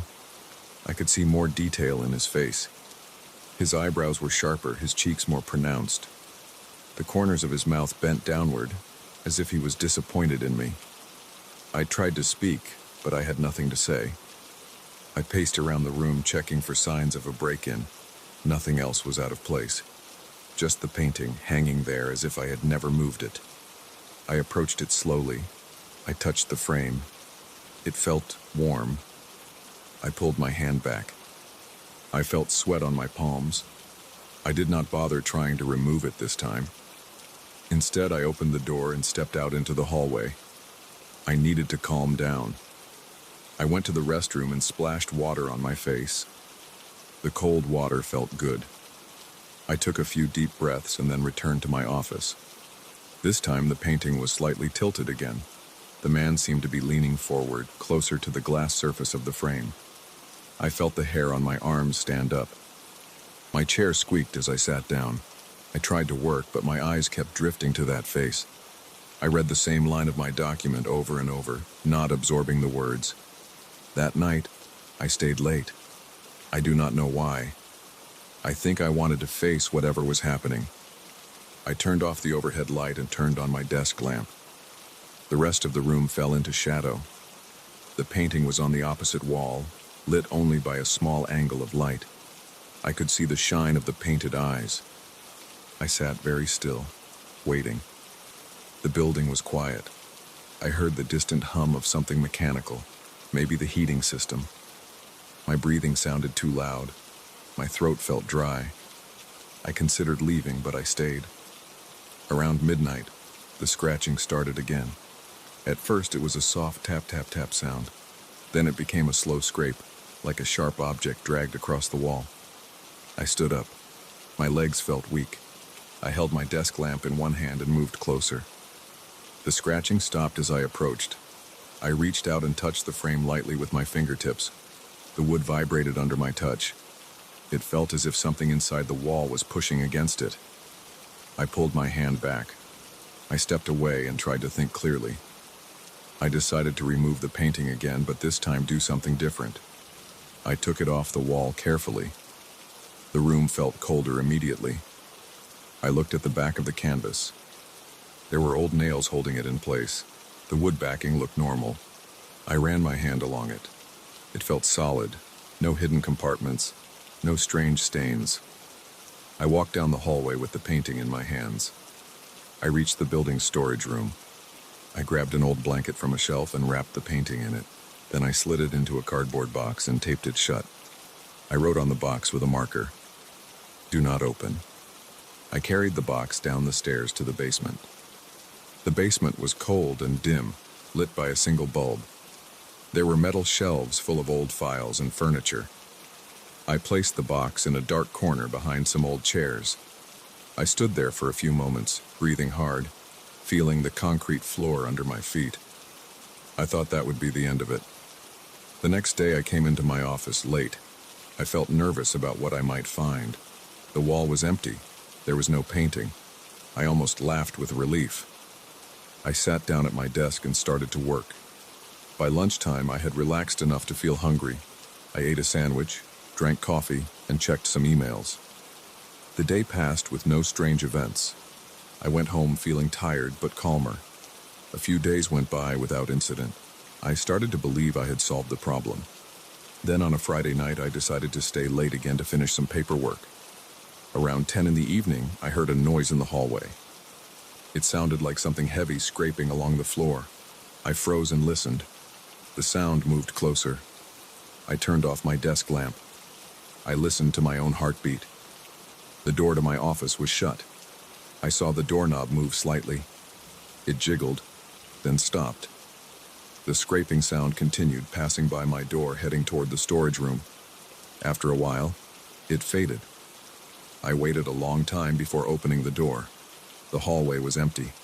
The storage room door was open. I know I had closed it. I walked over, holding my breath. Inside, I found old files scattered on the floor. The cardboard box that held the painting was torn open. The blanket lay on the ground, shredded at the edges. The painting was gone. I checked everywhere and found no trace of it. My body felt heavy. I went back to my office and locked the door. I spent a few minutes sitting in my chair, staring at the empty wall where the painting had once hung. I thought about leaving the building right then, but I wanted to understand what was happening. I did not want to just run away.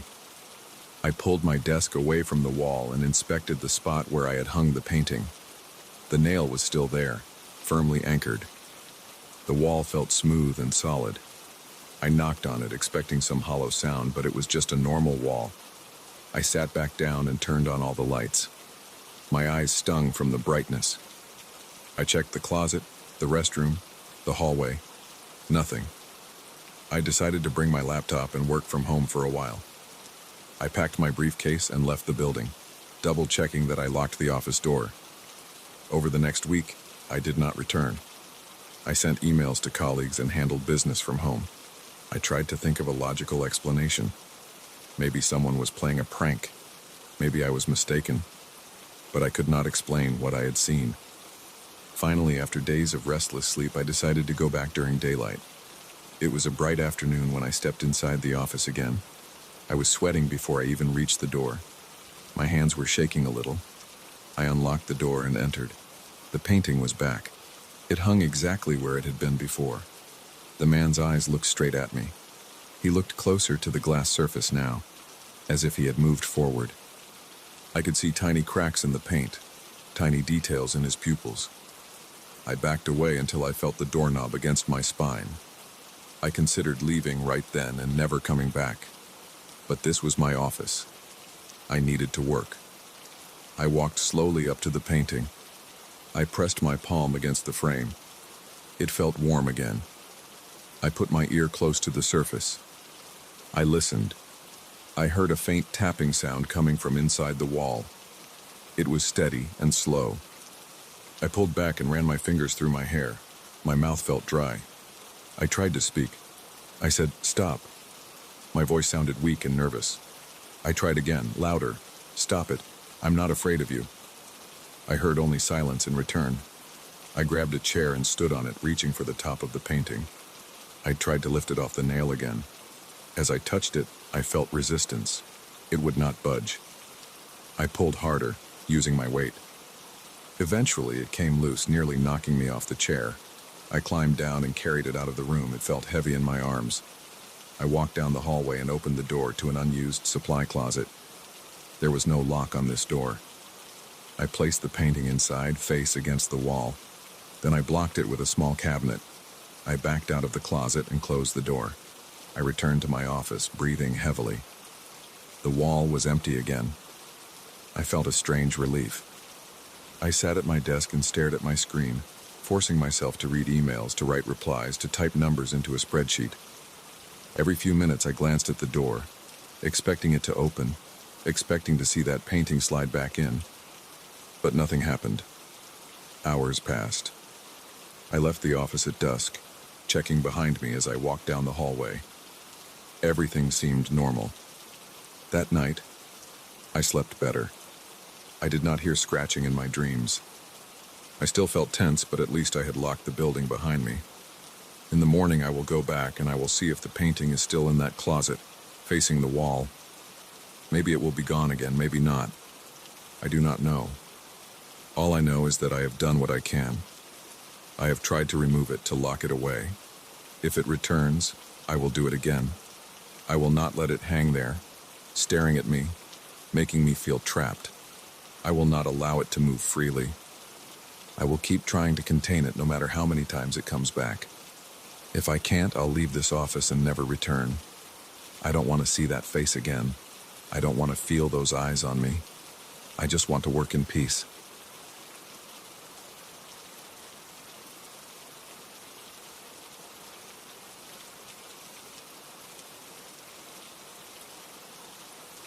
I stand at the top of the basement stairs with my flashlight aimed downward. The single bulb overhead is weak and flickers sometimes. I moved into this place last week. I signed the lease and got the keys from a landlord who barely spoke. When I first opened the basement door, I noticed old paint chips on the steps and a damp smell. But I didn't spend time down here. I left a few boxes and went back upstairs. That changed tonight when I heard noises. I'm standing here now because I can't ignore what I've heard for the past 2 nights. It's after midnight. I'm still dressed in my jeans and a long-sleeve shirt from earlier in the day. I hold a flashlight because the basement light is too dim and I want something brighter. I take a step down, then another. The steps creak. I smell that damp, musty odor from before, but tonight there's something else. It's a bitter smell, like metal and dirt. My throat feels dry and my hands feel slightly cold. I keep going down until I reach the bottom. Down here, the air is heavier. The concrete floor is uneven. On my left, there's an old shelf with paint cans and rusty tools. On my right, a stack of old wood planks. Directly ahead is the door. It's not just any door. It looks thick and has reinforced hinges. Heavy metal chains run across it, and there are at least 2 padlocks. The chain links are not fresh and shiny. They have a dark brown color and the metal edges look rough. The door frame has scratches as if someone tried to force it at some point. I notice splinters around the edges. I stand a few feet back and aim my flashlight at the door. Nothing moves. The sound I heard last night was faint. It came through the floorboards while I was trying to sleep. It sounded like a scraping noise, followed by something soft, like a muffled voice. I ignored it. This evening I heard it again, but louder. This time I thought I heard breathing, a slow, rough breathing. I waited, thinking maybe it was a pipe or an animal, but I could not shake the feeling that someone or something was down here. I walk closer to the door. I move slowly. My breath feels shallow.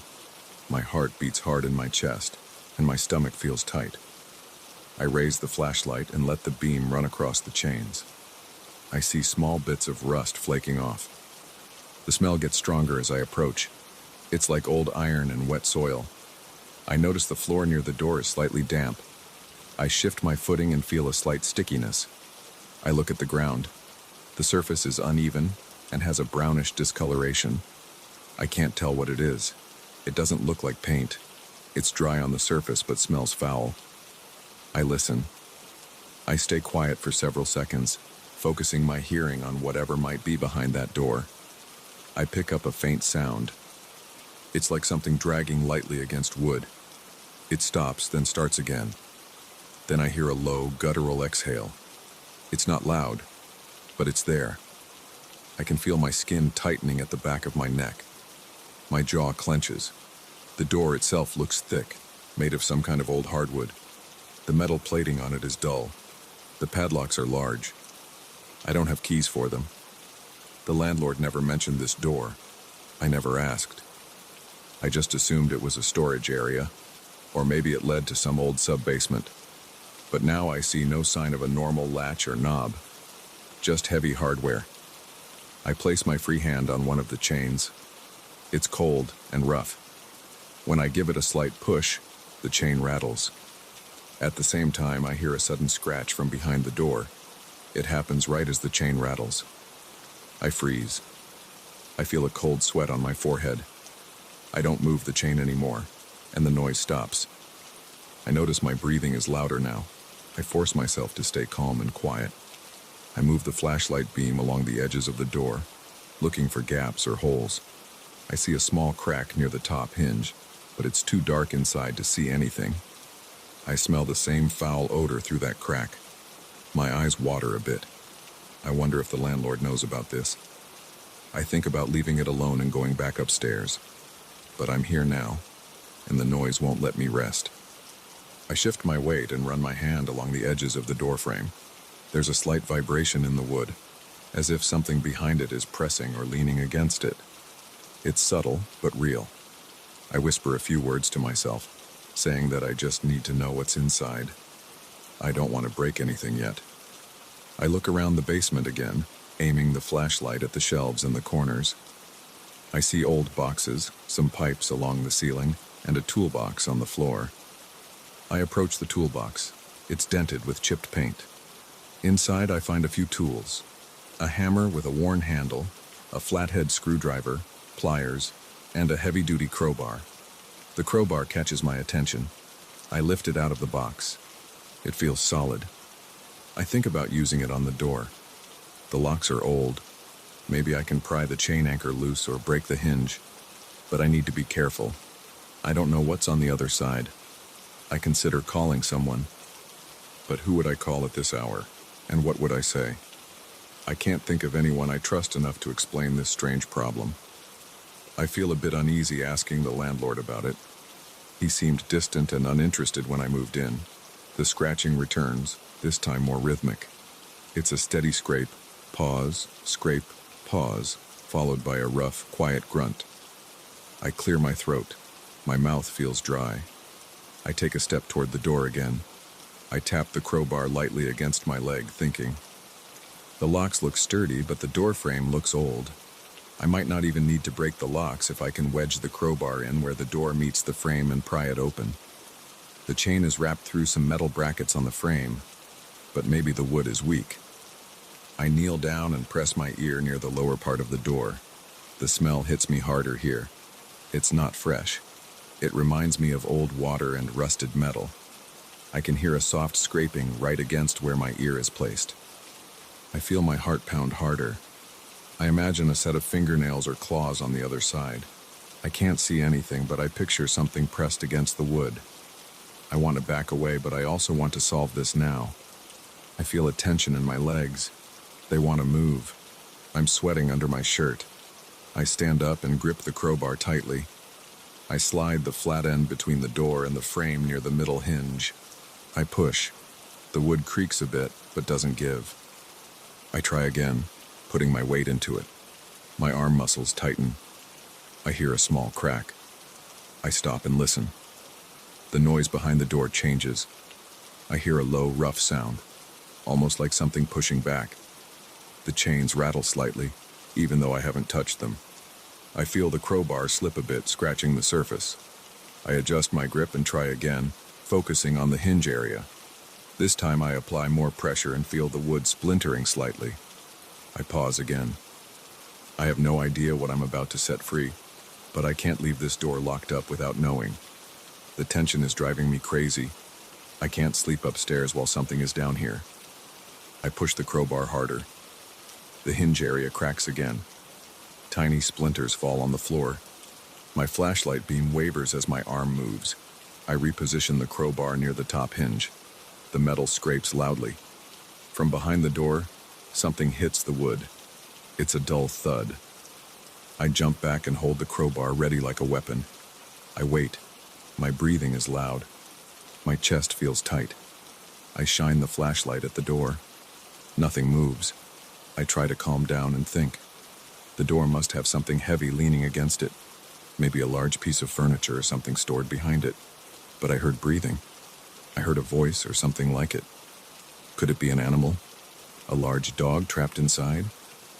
The landlord never said anything about pets or anything locked away. But what if he left something down here and never told me? I grip the crowbar and go back in. I wedge it near the bottom hinge this time. I push with my legs and arms, straining. The wood around the hinge begins to tear. I feel the door shift slightly. The chains go tight and rattle. I hear a rough breathing from the other side. It sounds closer now. It sounds angry or desperate. I feel sweat on my forehead again. My hands feel clammy on the crowbar's handle. I push again and the hinge area cracks. I manage to loosen it enough so the door can move slightly, even with the chains on. I step back and try to look through the new gap. It's small, maybe an inch wide. I shine the flashlight through it. I see darkness and a shape that doesn't reflect much light. It looks like a rough surface, maybe fabric or dirty wood. I smell that foul odor again, stronger now. I try to shine the light at different angles. Suddenly I see something move in that gap. It's quick, I can't make out details. It might be a hand. It's pale and dirty. I see rough, thick fingernails.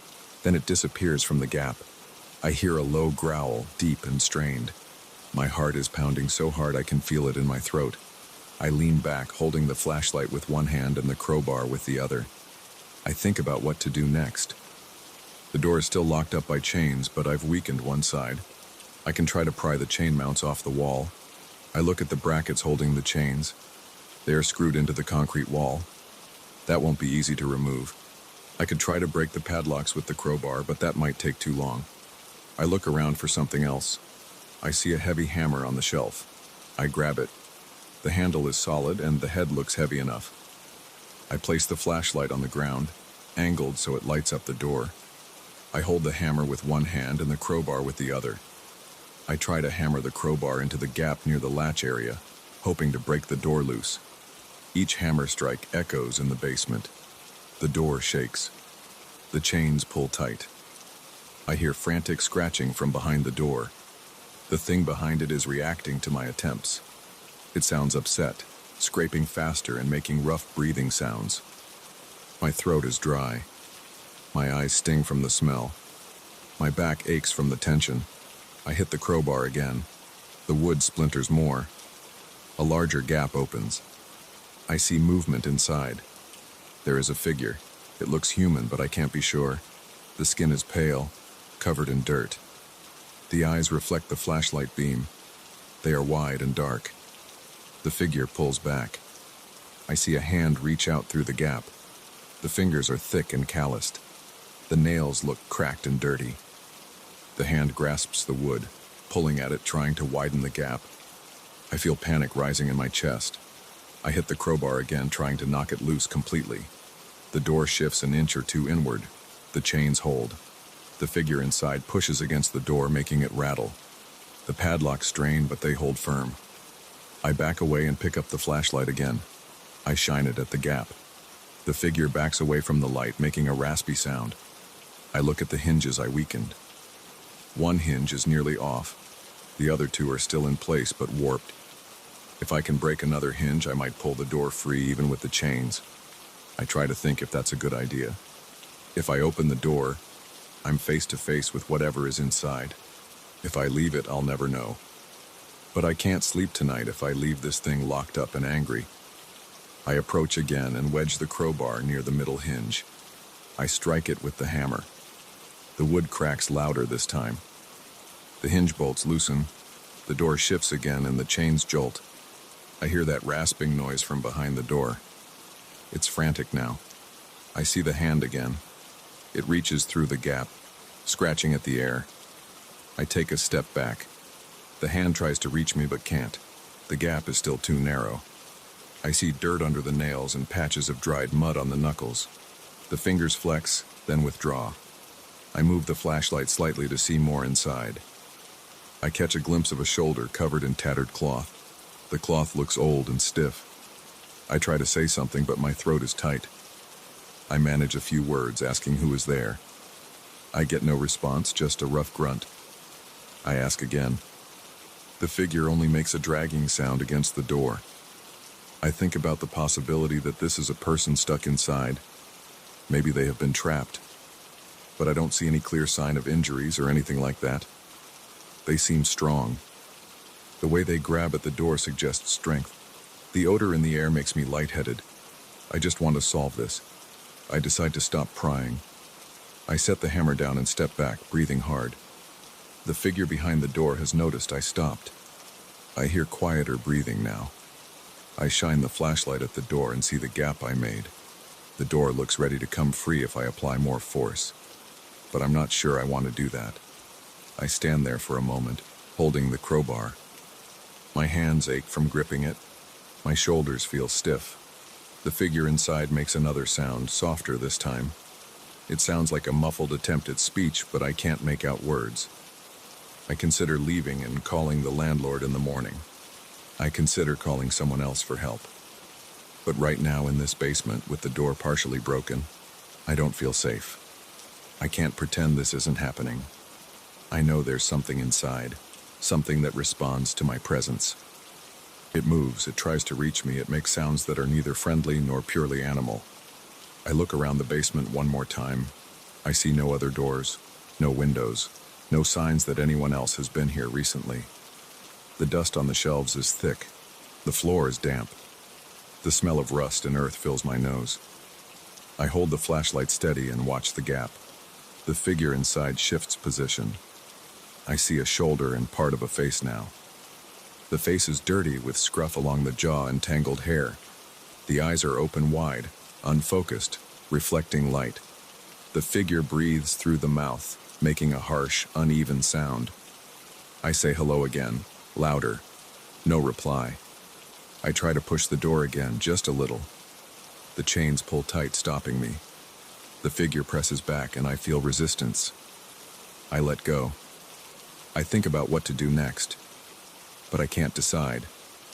My heart is still pounding and I feel a drop of sweat run down my temple. The basement is silent except for the figure's breathing and the faint creaking of wood. I realize I've spent a long time down here. I'm exhausted and my mind is racing. I decide to back away, go upstairs, and think. I can block the basement door from my side.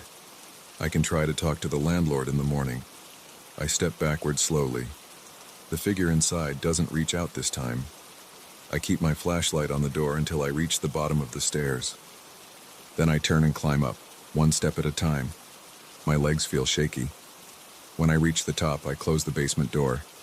I lock it and slide a heavy chair in front of it. I stand there in my hallway, breathing hard, staring at the closed door. I can still smell that odor on my clothes. I hold the crowbar and the flashlight in my hands. I haven't solved anything, but at least I know what's down there. Something. Someone. Alive. Waiting. I'll have to deal with it, but not right now. Not tonight.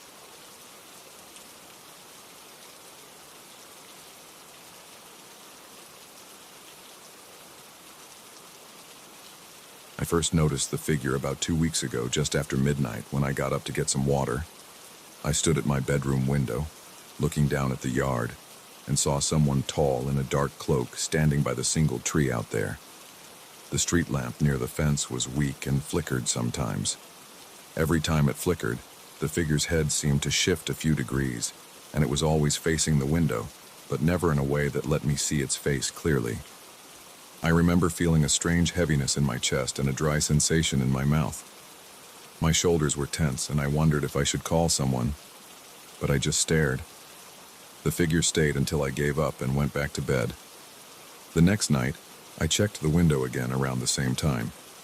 It stood there in the same spot. It did not move in any obvious way. It did not speak. It did not produce any sound.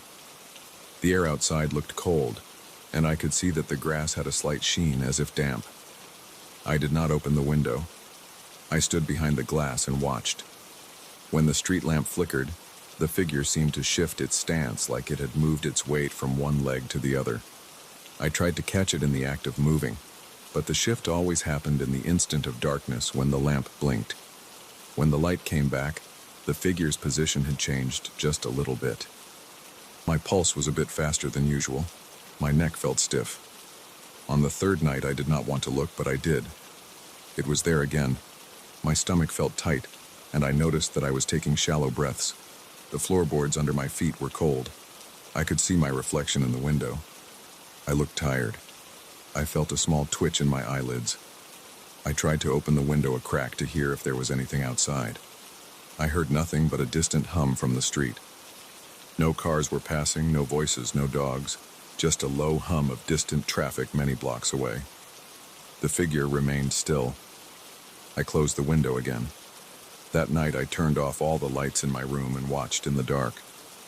The figure still did not move in a normal way. It was always the flicker of the lamp. I tried to leave for a moment, hoping to catch it off guard. When I returned, it was still there, slightly closer to the tree trunk than before. My hands were sweating, and I wiped them on my pajama pants. I started to think about calling the police, but what would I say? That someone was standing in my yard, not doing anything, not breaking anything, not threatening me in a direct way.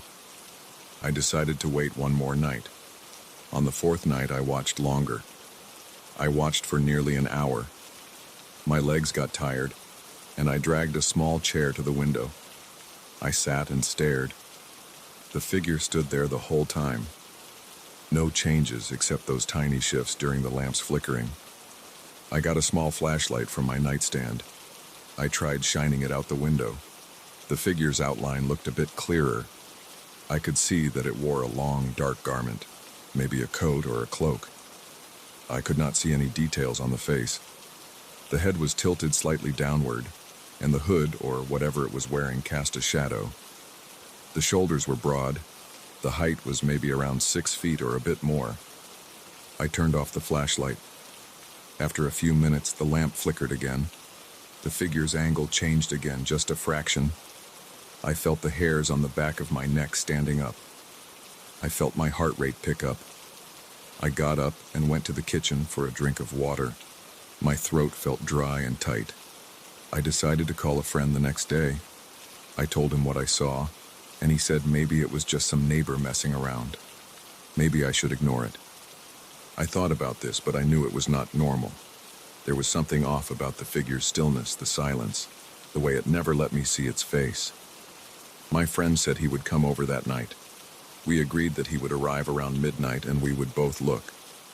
I felt relieved. Maybe with someone else there, I would feel less nervous. That night, I waited with my friend in my living room. I did not turn on many lights. We whispered to each other. When midnight came, we walked upstairs to my bedroom. I pointed to the window. The figure was there again.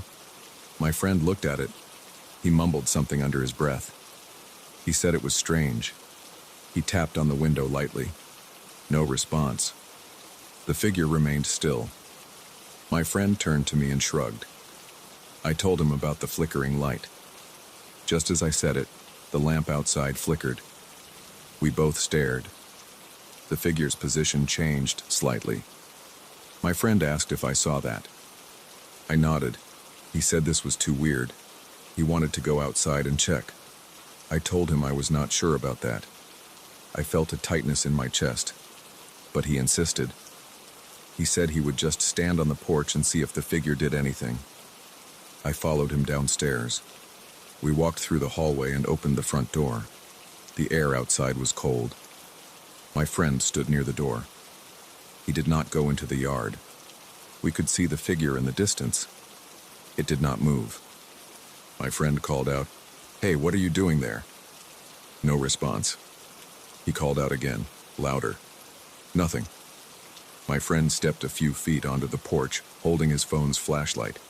He aimed it at the figure. The light was weak at that distance. I stood behind him, my arms crossed, my stomach tense.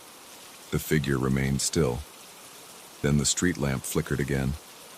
In that brief instant of darkness, I thought I heard a quiet rustling sound, like fabric moving. When the light came back, the figure had shifted again just a bit, facing us in a slightly different angle. My friend cursed under his breath and stepped back inside. We closed the door and locked it. My friend asked if I had any idea who that could be. I said no. He said maybe we should call the police. I agreed. I picked up my phone and dialed. The operator said a patrol car would swing by. We waited. About 20 minutes later, we saw a pair of headlights at the end of the street. A police car parked near my house. 2 officers got out. I watched from the window. I could see their flashlights shining around. I waited for them to come knock on my door, but they did not. They walked around the property line, shining their lights near the tree. They stayed there a few minutes. Then they came to the door. I answered. They said they saw nobody out there. They said there was no sign of trespassing. They asked if I had seen this person tonight. I said yes, I saw them just a half hour ago. My friend confirmed it. The officers seemed skeptical. They said the area was clear. I apologized. They left. After the police left, my friend and I went back to the window. The figure was back. It stood there as if it had never left. My friend's breathing sounded uneven. He said he did not like this. I felt sweat on my forehead. I felt a headache forming at the base of my skull. We decided to try to take a photo. I grabbed my phone and aimed it at the window. I zoomed in. The figure was too dark. I tried turning up the brightness. When I snapped a picture and looked at it, I could see the tree, the grass, the fence, but not the figure. It was just a dark blur. I tried again with my friend's phone. Same result. The figure did not show up clearly.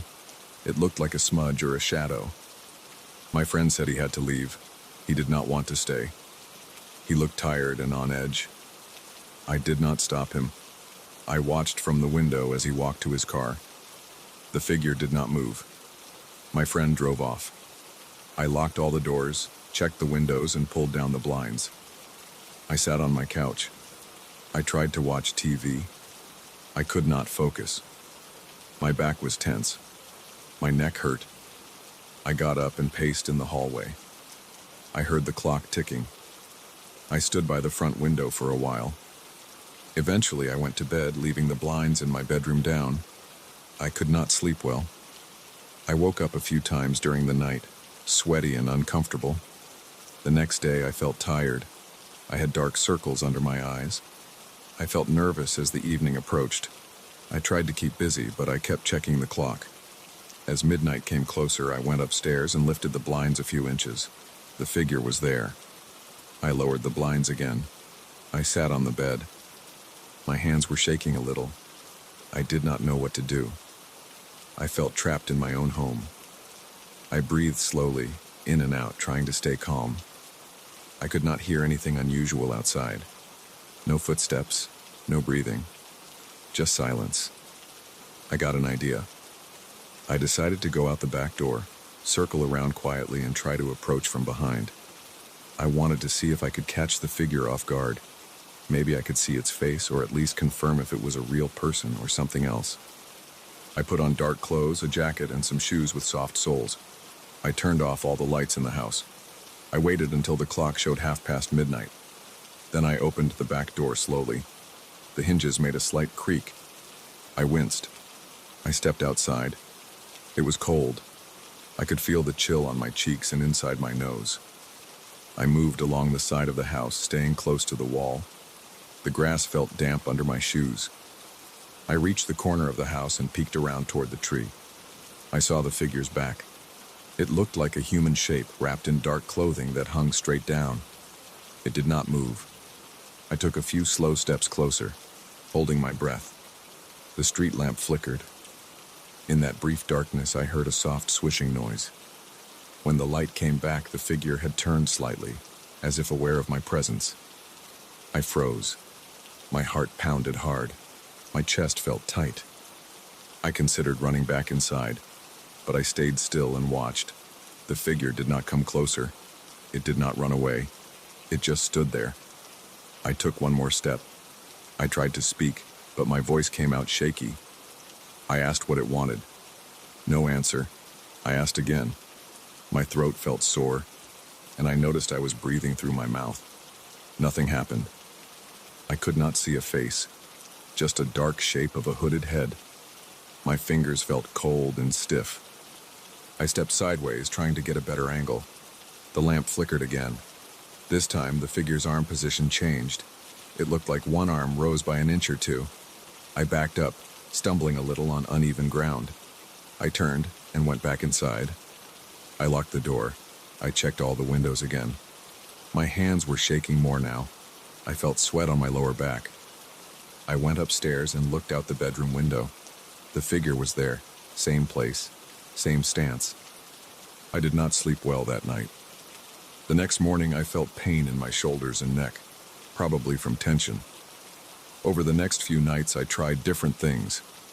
I tried shining a stronger flashlight from the upstairs window. I tried talking loudly. I tried ignoring it and not looking for several hours. The figure was always there, every night, after midnight, standing by the tree. It never spoke, never made a sound besides that faint swish of fabric during the lamp flicker.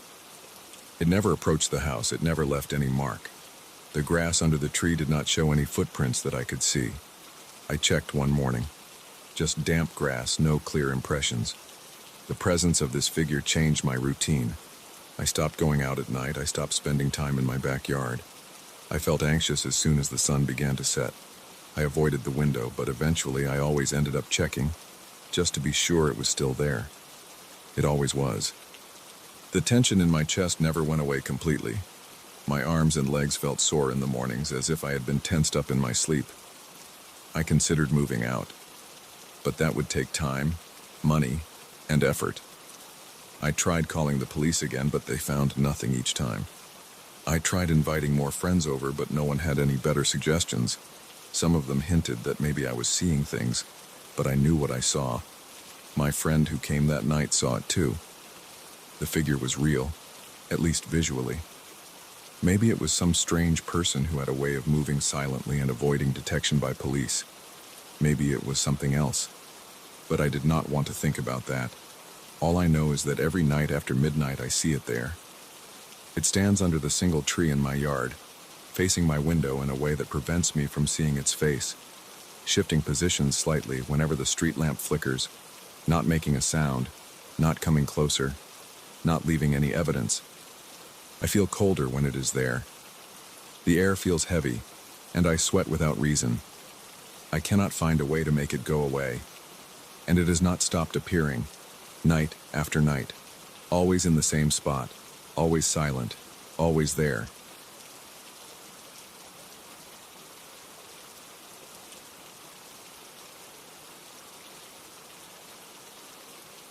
I hear the first creak right after midnight. I'm in bed trying to fall asleep, but the noise pulls me out of that halfway state. I open my eyes and hold my breath. The sound is soft but clear. It comes from beneath the floorboards, right under my bed. I know that space down there is almost nothing. There's no crawl space. There's no way anyone could fit there. But I hear slow, light footsteps. I hear short, scraping sounds. I stay still, pressing my palms flat against the sheets. I listen, waiting for something else. I don't turn on the light at first. I lie in the dark, focusing on each small sound. I feel a tightness in my stomach. My throat is dry. I reach for my phone on the bedside table and click on its screen. The glow of it lights up my hand and the edge of the mattress. I listen again. The sound repeats. A soft step, a light scratch, then a gentle but clear creak. I slide my legs off the bed and place my feet on the floor. I press down with my toes and feel the wood. It's solid. My apartment is old, but not so old that it should make random noises like this. I hold the phone down near the floor. I see nothing but the smooth boards. I sit there, squinting, waiting for my eyes to adjust. Then I hear a low whisper. It's muffled. I can't make out words. It sounds like someone talking through thick cloth, but it comes from below. The voice is strange, quiet, and constant. It doesn't stop. It's like a faint murmur that never pauses to breathe. My heart beats faster. The muscles in my neck feel tense. I swallow, but my mouth is dry. I don't know what's going on, but it doesn't feel right. I tap the floor with my finger. I tap it twice, softly. The whisper stops for a moment. Then I hear a thin, airy sound, like breath passing through cracks in old wood. It's colder near the floor. The temperature on my face feels normal, but when I lower my ear close to the floor, I feel a cold draft. It's as if there's a tiny vent or a crack leading outside. I lie flat on my stomach now, pressing my ear against the floorboards. They feel smooth and old. I can smell a faint odor, like damp earth. I don't know if that's my imagination or if the wood is letting some scent through. I hold my phone out to the side, letting its light skim over the floor. The voice starts again. It's not English. It's not anything I've ever heard. It has clicks and breathy sounds mixed in with hushed vowels. It never rises in volume. It stays at a steady low level, as if reciting something to itself. My chest tightens more. I feel sweat forming at the back of my neck. I think about leaving the room, but I don't want to lose track of whatever this is. I consider hitting the floor harder, making noise, maybe scaring it away. But I don't know what it is. I try a different approach. I speak in a low voice. "Hello?" I say. My voice sounds too loud in the quiet room. The whispering stops again. There's a soft shuffling noise, like someone shifting positions. My hand rests on the floor. I feel a slight vibration, like something moving below. The boards are thick, though. This shouldn't be possible. I think about checking beneath the building. My apartment is on the ground floor, and there's only a thin gap before the solid ground outside. I know the building's foundation is old, maybe uneven, but there's no basement, no crawl space, just dirt and concrete. Nothing that can hold a person. Still, something is down there. The voice returns with more urgency, speaking faster now. I press my ear harder. The words come out as short bursts, separated by small gasps. I feel something like a cool breeze touching my ear, but I can't find where it's coming from. I get up slowly, feeling the stiffness in my knees. I'm still barefoot, wearing only a t-shirt and sweatpants. I walk quietly to the window and peek outside. The street is empty. It's a quiet neighborhood, and at this hour, nobody is around. I look at the floor near the edges of the room. Everything looks normal. I kneel down in one corner and run my fingertips along the baseboard. It's all sealed. No gaps large enough for any person. I tap lightly, solid. I stand up and return to the bed. I decide to turn on the overhead light. The sudden brightness makes me squint. I examine the floor closely. The planks are old and a bit worn, but intact. No loose boards. Nothing that would let a hand or even a tool slip through. Still, the voice continues when I listen closely. I sit down, legs crossed, and place my hand flat on the floor again. The voice reacts. It grows a bit louder. I can't understand it. It might be a language. The sounds repeat in cycles. Maybe it's repeating phrases. My body feels tense. I feel a slight tremor in my hands. My chest feels tight. I clench my jaw. I don't like this situation. I think about calling someone, maybe the building manager, but what would I say? That I hear a voice under my floor at midnight? It sounds ridiculous. I'm alone here. I need to figure this out myself. I place my ear down again. The voice sounds like it's right on the other side of the wood, but how can that be?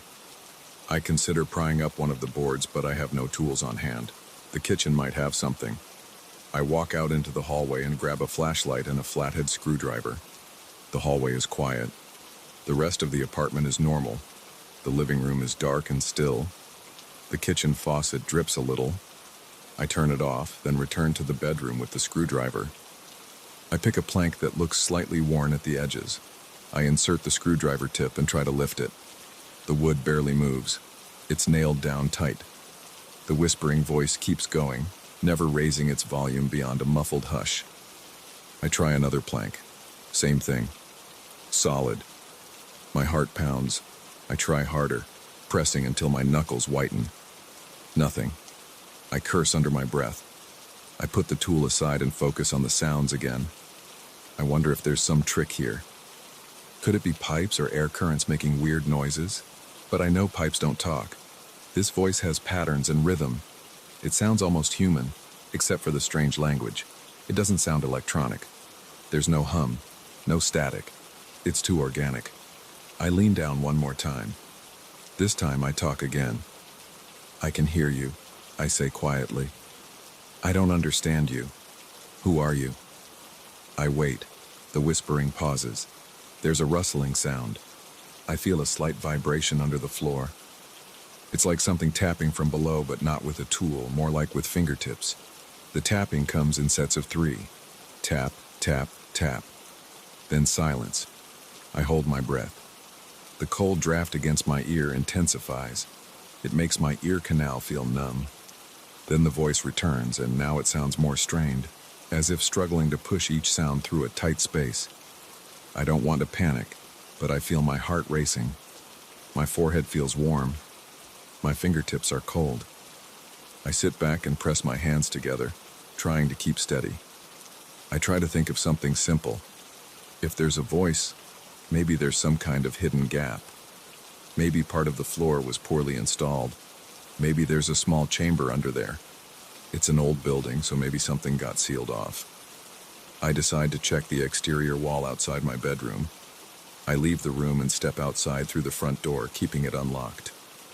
Outside, the night air is still. I use my flashlight on the ground. There's a thin strip of space between the building's foundation and the earth. It's maybe 2 or 3 inches high, not enough for a human head, let alone a whole body. I crouch down and shine the light. I see soil and some stones. Nothing unusual. I walk along the perimeter of my apartment, shining the light at every possible gap. I see nothing that explains the voice. I go back inside. I lock the door behind me.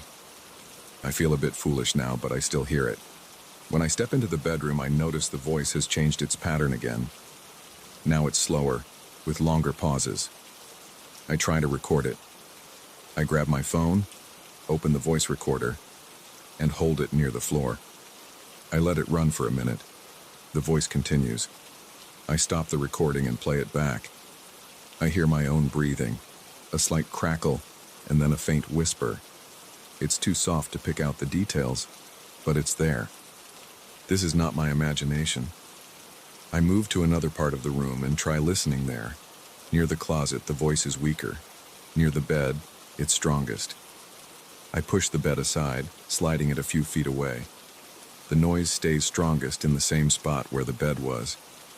The floor looks uniform, though. I trace my fingertips along the edges of each plank, feeling for a gap. Nothing. I kneel and apply pressure, pushing down. The wood doesn't give much. The whispering continues, steady and calm now, as if reciting something that never ends. I speak again, a little louder this time. I can't understand you, I say, trying to keep my voice even. If you can hear me, give me a sign. I wait. This time, I feel a slight shift. The whispering stops, and there's a scratching sound, like nails on wood, light and careful. My shoulders tense. I grip the flashlight tighter. I keep looking at the same spot. If I had a crowbar or something stronger, I might try prying the plank up, but I worry about damaging the floor. I also don't know what I'd do if I open it and actually find something. I look at the time on my phone. It's past 1 a.m. The sound doesn't go away. I can't sleep through this. I sit against the wall, facing the spot on the floor. I try staying quiet for a while, just listening. After about 10 minutes, the whispering starts repeating certain sequences more often. It sounds like a chant. I feel myself getting frustrated. My breathing quickens. My throat feels tight. I can't relax with this happening. I try knocking on the floor 3 times, hoping to establish some kind of basic communication. I knock 3 times. The voice stops. After a pause, I hear 3 soft taps in return from below. My chest tightens more. I knock twice. It returns 2 soft taps. I feel sweat on my palms. There is something under the floor that hears me and responds. I don't know what it wants. I try a different pattern of knocks, something random. 4 knocks, then a pause, then 2 knocks. It pauses for a long moment before responding, but it responds with the exact same pattern. 4, pause, 2. I feel my stomach twist. This thing can understand simple signals. I speak again, voice shaky. Who are you? I ask. The whispering resumes, ignoring my question. It sticks to its strange language. I get closer to the floor and whisper, I don't understand, I don't speak your language. I wait. The whispering slows, and then stops. The air feels colder. I press my ear down. I hear soft breathing now. Nothing else. It's as if the thing is right there, with only a thin wooden board between us. My mind races. I consider calling the police, but what would I tell them? That I hear a voice under my floor. They might come, but what would they find? If they break the floor open and find nothing, I'll look crazy. If they do find something, what then? But I can't just sit here all night. I decide to push it further. I say, I'm going to open the floor. My voice is firm, though I don't feel firm inside. I press the screwdriver into the plank again. The wood creaks slightly. The whispering gets louder, more urgent. I feel vibrations under my hand. I push harder, but the plank won't budge. I get up and look for something stronger in the apartment. I find a small hammer. Back in the bedroom, I wedge the screwdriver into a tiny seam and tap it with the hammer. The plank lifts a fraction of an inch. The whispering turns into a hiss, then stops. The air from below feels colder, almost like standing next to an open freezer. I try to lift the plank more, but it's secured with nails that don't come out easily. I lean in, pressing my knee down for leverage. The plank lifts another inch. I shine the flashlight into the gap. I see darkness and something like packed earth.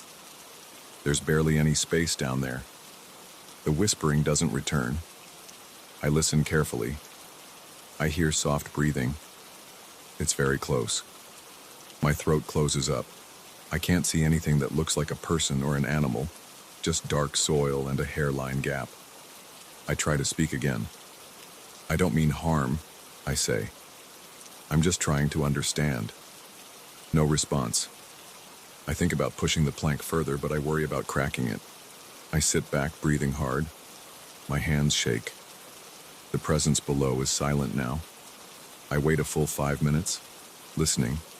Nothing. I only feel the cold air and smell that damp earth scent. I put down the hammer and screwdriver and lower the plank carefully, letting it settle back into place. The room is quiet except for my breathing. I wonder if I scared it away or if it's waiting for me to leave. I turn off the overhead light, leaving only the flashlight. I listen again. Nothing. I whisper softly, "Are you there?" Silence. I lean down, pressing my ear to the floor. After a long pause, I hear a single faint tap from below. My stomach turns. I whisper, "I'm here." Another tap, softer. I close my eyes and try to steady my breathing. It's too late to call anyone now. I feel that I should leave the room, let this thing be. But I also want to know what's going on. I stay there listening for any more words. Nothing comes, just that faint cold draft and the sound of my own pulse in my ears. I move my bed back to where it was, slow and careful. The floor squeaks a bit. Once the bed is in place, I stand still. The whispering doesn't return. I wait another 10 minutes standing in the dark. The silence makes me feel like I'm being watched. I can't shake off the feeling that if I lie down, the voice will start again. I don't want to lie on top of it. I decide to sleep in the living room tonight. I walk out quietly, taking my phone and flashlight. In the living room, I settle on the couch, covering myself with a blanket. I keep the flashlight in my hand. I try not to think too much. My body is tired. My eyes burn a bit from lack of sleep. I stay awake, listening for any sound from the bedroom. I hear nothing. The apartment is silent now. I don't feel safe, but I'm too exhausted to think of a better plan. I just lie there, tense and alert, until my eyelids grow heavy.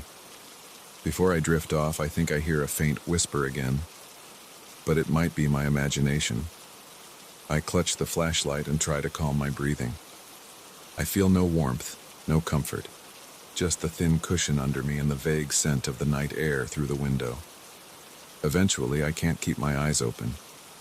I fall into a restless sleep, knowing that something impossible is right there under my floor waiting for me to return.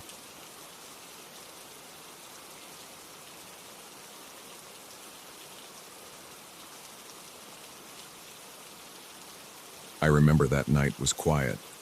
It was after regular working hours. There were only a few people left in the building. I had been sitting at my desk for several hours.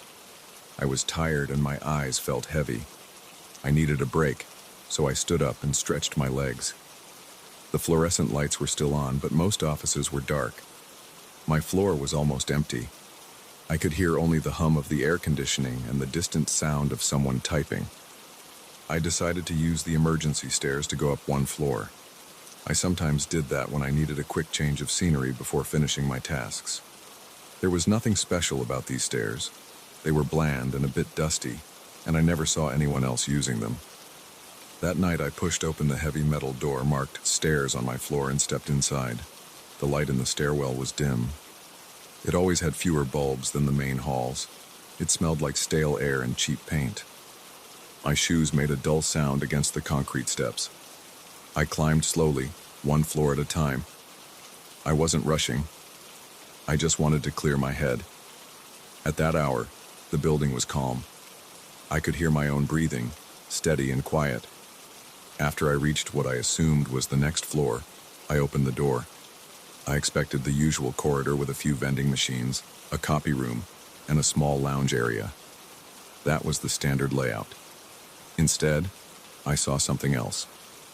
The hallway I stepped into was darker and had walls painted in a different shade. They looked older with more cracks. The floor felt uneven beneath my shoes. The air smelled moldy, like something left too long without ventilation. The overhead lights were weak and yellowish. There were no signs of the familiar furniture or doors I knew should be there. I stood still for a moment and blinked. I thought I must have climbed one floor too many or made a mistake. I turned around to go back into the stairwell. The door I came through had no sign on it. The knob felt colder than before. I stepped back into the stairwell and started walking down to return to my original floor. I felt uneasy. My stomach was tight. My breathing grew shallow. I tried to ignore it and focus on counting steps. When I reached the floor below, I pushed the door open. I expected to find my floor. Instead, I faced a corridor that was completely unfamiliar. The lights flickered. There were small puddles of dirty water on the floor. The paint on the walls was peeling. There were exposed pipes near the ceiling, and some of them dripped. I could smell something bitter, maybe cleaning chemicals or old dust. I heard a slight buzzing sound from somewhere behind the walls. I closed the door behind me and checked my phone.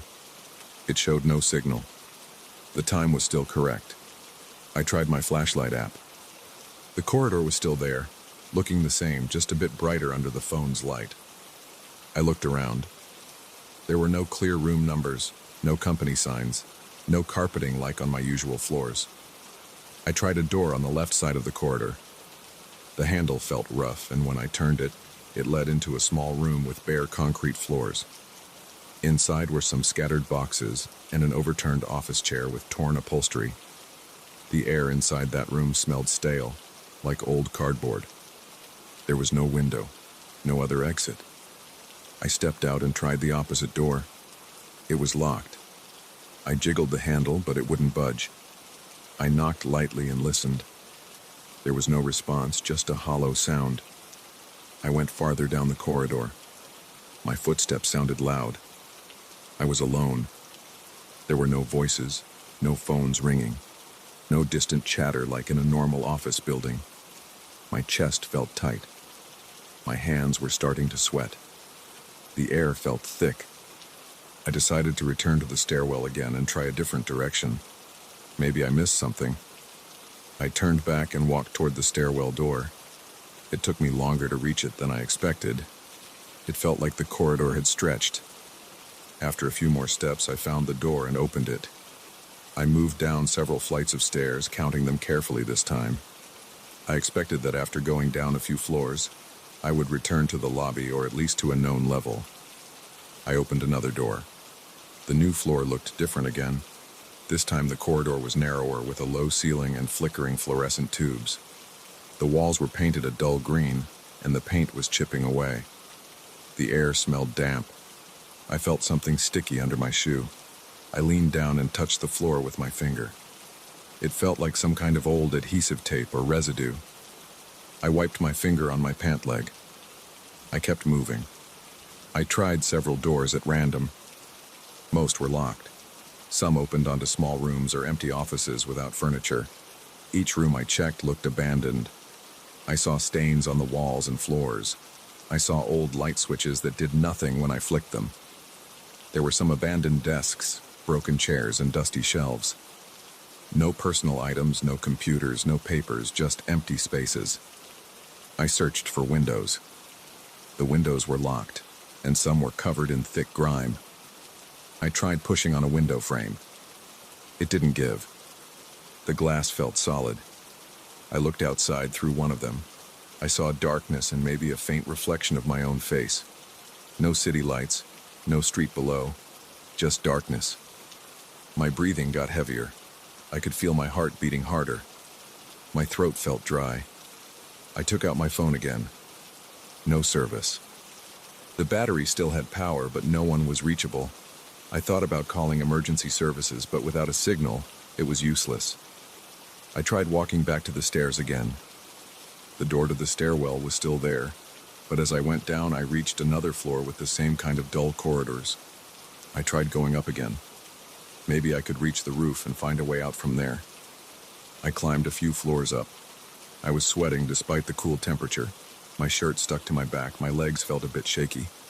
I kept one hand on the railing to steady myself. The metal railing felt slightly damp. After about 3 floors up, I tried a door. It didn't open. I tried another one floor above. It opened, but it led to another corridor, slightly different but still unfamiliar. This corridor had a low humming sound from the lights. They were the old kind of fluorescent lights that buzzed. The floor tiles were cracked. I stepped carefully. I looked for a sign or a map on the wall. There was none. I found a door that was slightly ajar. I pushed it open slowly. Inside, there was a small room with a single folding chair and a box of old cables. The smell in there was stale and dusty. I closed the door and moved on. I tried to stay calm. I forced myself to breathe slowly. I wiped my forehead with my sleeve. I tried to think about a logical explanation. Maybe I took the wrong set of stairs. Maybe this was a section under renovation. Still, the scale of it was strange. Every corridor looked abandoned. There were no tools, no workers, no equipment. I decided to mark the door frames with something to see if I was going in circles. I took out my pen and drew a small X on the frame near the stairwell door on one floor. Then I climbed up one floor and tried again. After going up 2 floors and picking a random door, I ended up in a corridor very much like the others. I looked for my mark. There was no mark there. This was a different place, or at least it appeared to be. My stomach cramped. My hands were shaking. I could feel the tension in my neck. My eyes stung from the stale air. I coughed a couple of times. My footsteps echoed. I called out, just to hear something other than my own breathing. "Hello?" My voice sounded weak. No response. I shouted louder. Still nothing. I entered another room. It had a metal cabinet and a broken lamp on the floor. I searched the cabinet. Inside, I found a stack of old folders without labels. They were empty. Just blank pages inside. It made no sense. I backed out of the room and continued along the corridor. The corridor turned a corner, and I followed it. I found another stairwell door. I tried it.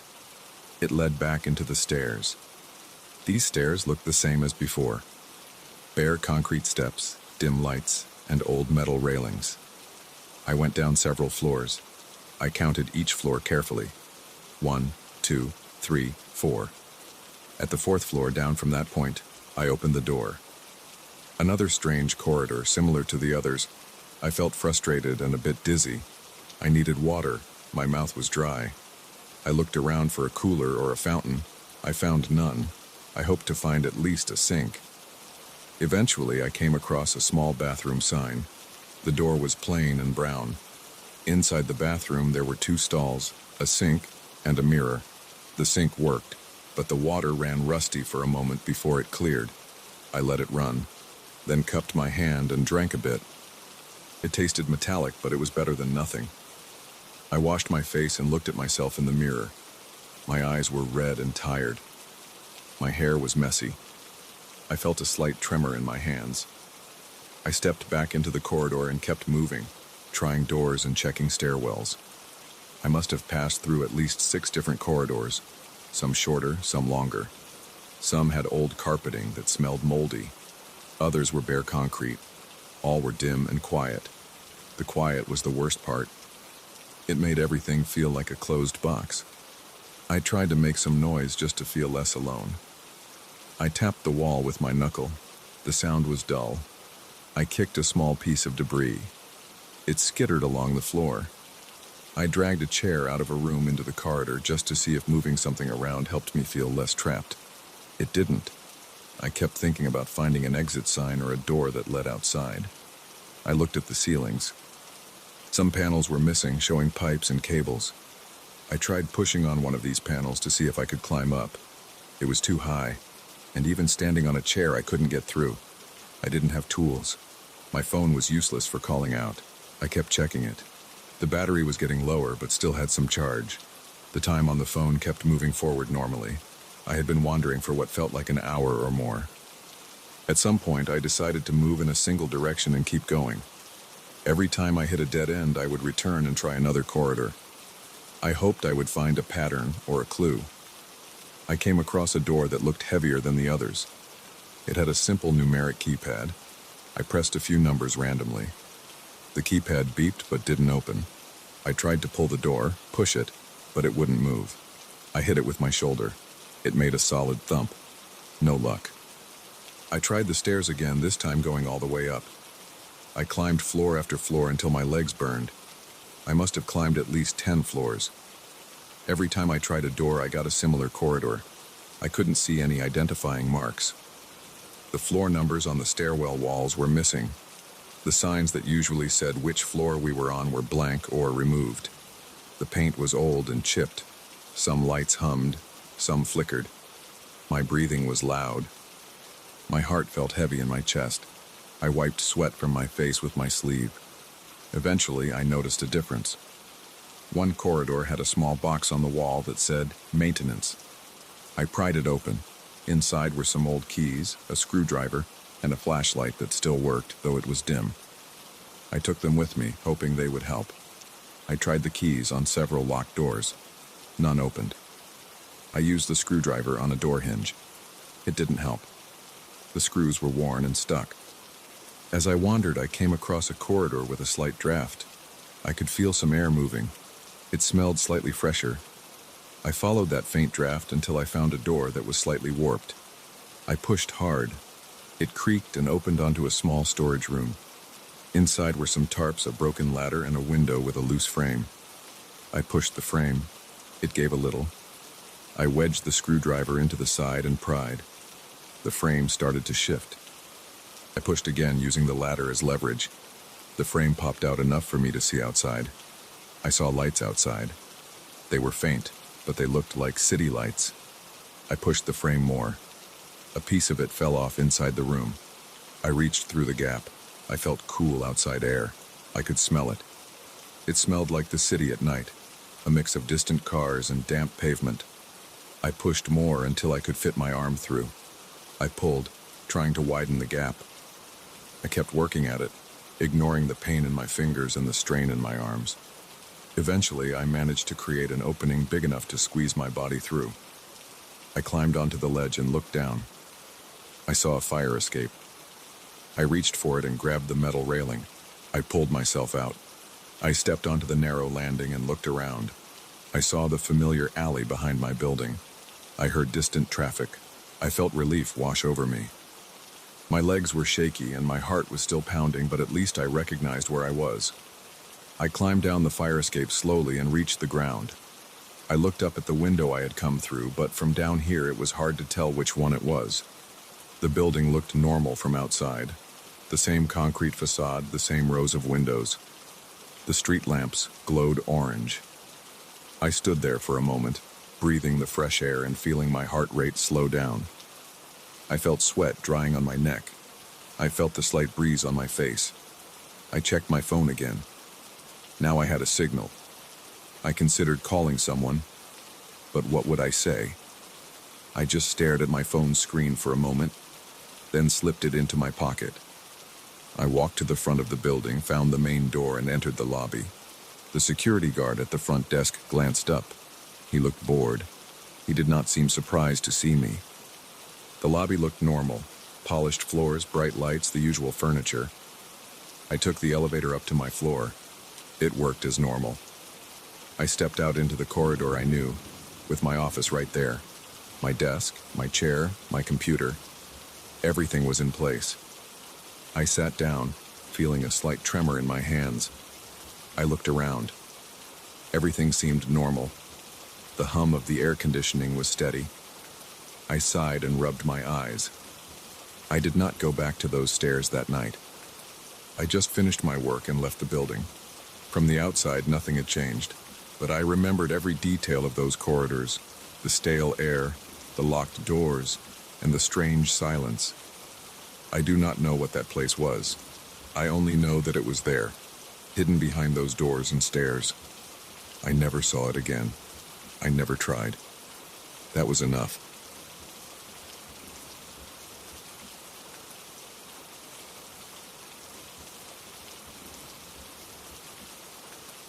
I step outside after lunch. The weather is calm. The air is cool. The trees behind my backyard don't move much. I see the small patch of forest about 30 yards behind my house. I feel a slight breeze against my arms and face. I have never paid much attention to that area. It's just a place with thin trees, a few patches of grass, some ferns on the ground, and a lot of dry leaves scattered around. It never seemed important. It's just a place behind my property line, a bit cramped, with branches crossing over each other and bushes that poke your ankles. There is a light wind passing through. I hear a low rustling. It doesn't seem strange at first. I take a few steps onto the uneven ground. The soil here is dark and moist. I hear the sound of my footsteps against some old leaves. The wind picks up a little bit. It's not loud. It's a gentle sound, a whispering sound. I don't think about it until I notice something odd. The wind is making a noise that sounds a bit like my name. It's not clear. It's like a few syllables that resemble it. My name is David. I keep hearing something like da-vid. It's not pronounced perfectly. It's more like wind passing through a narrow space, but I pick up those sounds. My heart beats a bit faster. I scratch the side of my neck and stand there, looking around. I don't see anyone. I can't see any birds that would mimic a voice. It's just the wind and the trees. The breeze moves across my face. The feeling is not just cold air. It's gentle and constant, like someone trying to get my attention by touching my cheek. I swallow hard. The temperature is not very low. It's not winter. Still, I feel a chill running down my back. My shoulders feel tense. My legs feel a bit stiff. I glance behind me. I can see the back of my house, the small wooden steps, and the door I left open. Everything there is normal. I turn around again. The forest ahead looks calm. There are no large animals. I see no deer, no foxes, nothing that would explain these sounds. The branches on the trees are thin, and some of them bend slowly as the wind moves through. They seem to shift toward a certain direction, like arms pointing. I try not to think about that in any fancy way. I just notice that these branches lean in one direction. It's not random swaying, it looks more like a steady angle. I take another step forward. I feel a lump in my throat. My breathing is shallow. My hands feel slightly moist with sweat. I clench my fists to steady myself. The wind whispers again. It makes that same broken sound. It's not a clear voice. It's not a word. But it reminds me of my name, and that bothers me.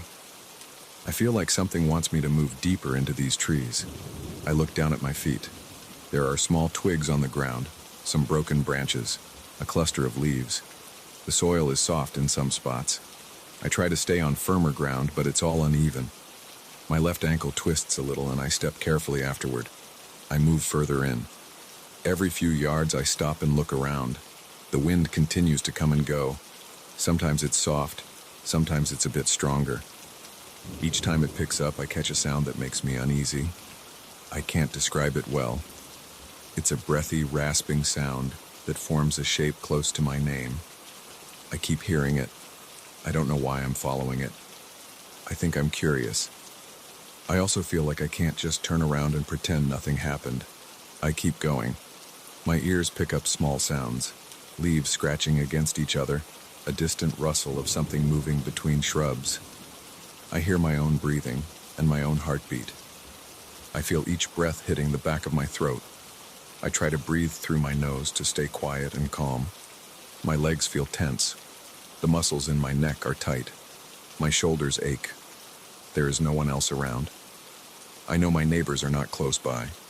They wouldn't hide back here. They're not that kind of people. This area behind my house is usually empty. As I push a few low branches aside, I see that the trees are getting a bit denser ahead. There is less sunlight.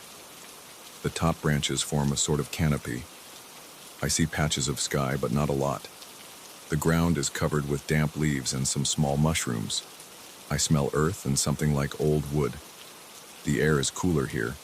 My nose feels a bit runny from the chill. I wipe it with the back of my hand. I keep moving. The wind sounds come and go. Sometimes I hear that odd whisper once every few seconds. Other times I have to wait maybe half a minute. But it's still there. I wonder if I should turn around. My back itches. I feel a pulse in my temples. I'm not at ease. I'm not panicking, but I feel an increasing sense of tension in my body. My stomach is tight. My legs feel ready to run. I look over my shoulder again. My house is out of sight now. I see only tree trunks and bushes. I note a large tree with a twisted trunk to mark my way back. I try to memorize the spot. I notice a thick root that sticks out of the ground, forming a kind of hook shape. That might help me find my way if I need to return. I keep moving forward. The branches in front of me are thin and dry. They scrape against each other with a faint clicking sound. Some of them bend when I brush past. I notice that when the wind comes from behind me, the branches ahead seem to tilt in one direction. It's as if the forest is suggesting a path. I don't know what's ahead. I don't see any obvious landmark. Just more trees, more shrubs, and some rocks. The sound of the wind intensifies. I swallow again. At one point, I hear a short, sharp crack to my left. I freeze. I hold my breath. My body tenses up. I look around slowly. I see a broken branch on the ground. Maybe it fell just now. I don't see any animals. I listen for movement. I only hear the faint whisper. My name seems to be there again, but not in a clear way. My palms are sweaty. I rub them on my pants. I realize I'm breathing faster than normal. My chest is moving more than usual. I try to slow down my breathing to stay alert. I continue forward. The ground starts to slope downward slightly. I have to watch my step. Some stones are loose. My feet push them aside. The soil is softer here, and I almost slip once. I spread my arms to balance myself. The wind picks up for a moment. It rushes past my ears. I feel the cold air on the back of my neck. I hear the sound again, a bit louder. It's like, dup, fight, and then it fades. I grit my teeth and keep walking.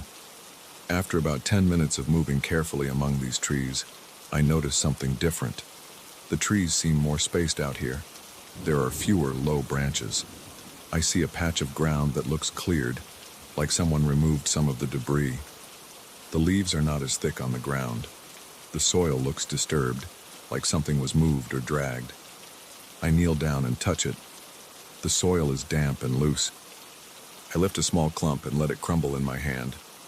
It smells like fresh earth. I don't see footprints. I don't see any tools or trash. It's just a cleared spot.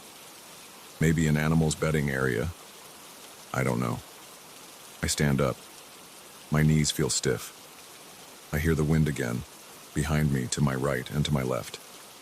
It seems to come from all directions now. My ears pick up a whispering sound that shifts around.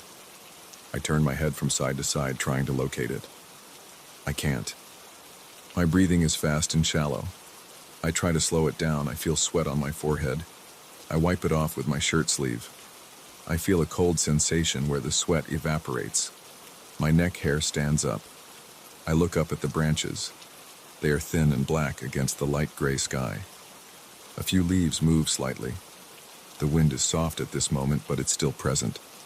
I try to figure out where it wants me to go. I feel silly thinking that the wind wants anything, but I keep looking around for any sign. I notice a cluster of bushes to my right that seem to form a narrow path. The branches there are parted enough for a person to walk through. It's tight, but not blocked. I decide to go that way. I push through the bushes. They scratch my arms. I feel small twigs poke my sides. One branch hits my face and I blink hard. I swallow the taste of my own saliva, which feels thick and salty. On the other side of these bushes, I find a small clearing. It's not large, maybe a few yards across. The ground here is covered in soft moss. I step on it and feel my shoes sink slightly. It's quiet in this clearing. The wind is softer. The whispering sound is quieter now, more distant. I turn around and see that the trees form a sort of ring here, but not a perfect one. There's an old stump in the center. It's low and wide. There is some lichen on it and a few ants walking across the surface. I approach the stump. I don't know why. I'm just compelled to examine it. I run my hand over the surface. The wood is damp. My fingertips get a bit dirty. I flick off the dirt and small insects. I hear a gust of wind pass overhead. My shoulders tense up again. I look around the clearing. I can see no signs of people here. It's empty. Just trees, moss, a stump, and some bushes. No obvious reason for the whispering. No sign of anyone calling my name. Yet I keep feeling this strange sensation that I was led here. I stand there for a while. I shift my weight from one leg to another. My feet are getting tired. My knees feel a bit sore from crouching and stepping on uneven ground. I lick my dry lips. The wind hasn't stopped completely, but it's not making that voice-like sound as often now. I wonder if I should try calling out. I consider it. I'm alone, and it feels odd. I clear my throat. My voice feels a bit shaky. I say, "Hello?" I listen. Nothing answers. I only hear a faint rustle as a small breeze moves through some leaves behind me. I try again, a bit louder. "Hello?" My voice cracks. I feel my throat tighten. No response. I lower my head and look at the moss. I can see small bugs moving between the strands. I step back and hit a loose branch on the ground. It snaps under my shoe, making a dull sound. My heart jumps for a second. My nerves are on edge. My body feels tense all over. I rub my neck. I try to calm down by breathing slowly. I inhale through my nose and exhale through my mouth. My chest still feels tight. I decide to move around the clearing's perimeter. I walk slowly along the edge, pushing aside a few small branches. I see a rock that has a strange shape. It's just a rock with a chunk missing, not smooth, just rough. I tap it with my fingernail and hear a dull sound. Nothing unusual. I see another cluster of ferns. Their leaves are green and damp. I touch one leaf. Water collects on my fingertip. I rub it off on my pants. I keep walking. The whispering sound returns, very faint, like a distant voice calling, "Da, V." I can't tell if it's real or if I'm just imagining it now. I feel frustrated. I feel confused. There is nothing here.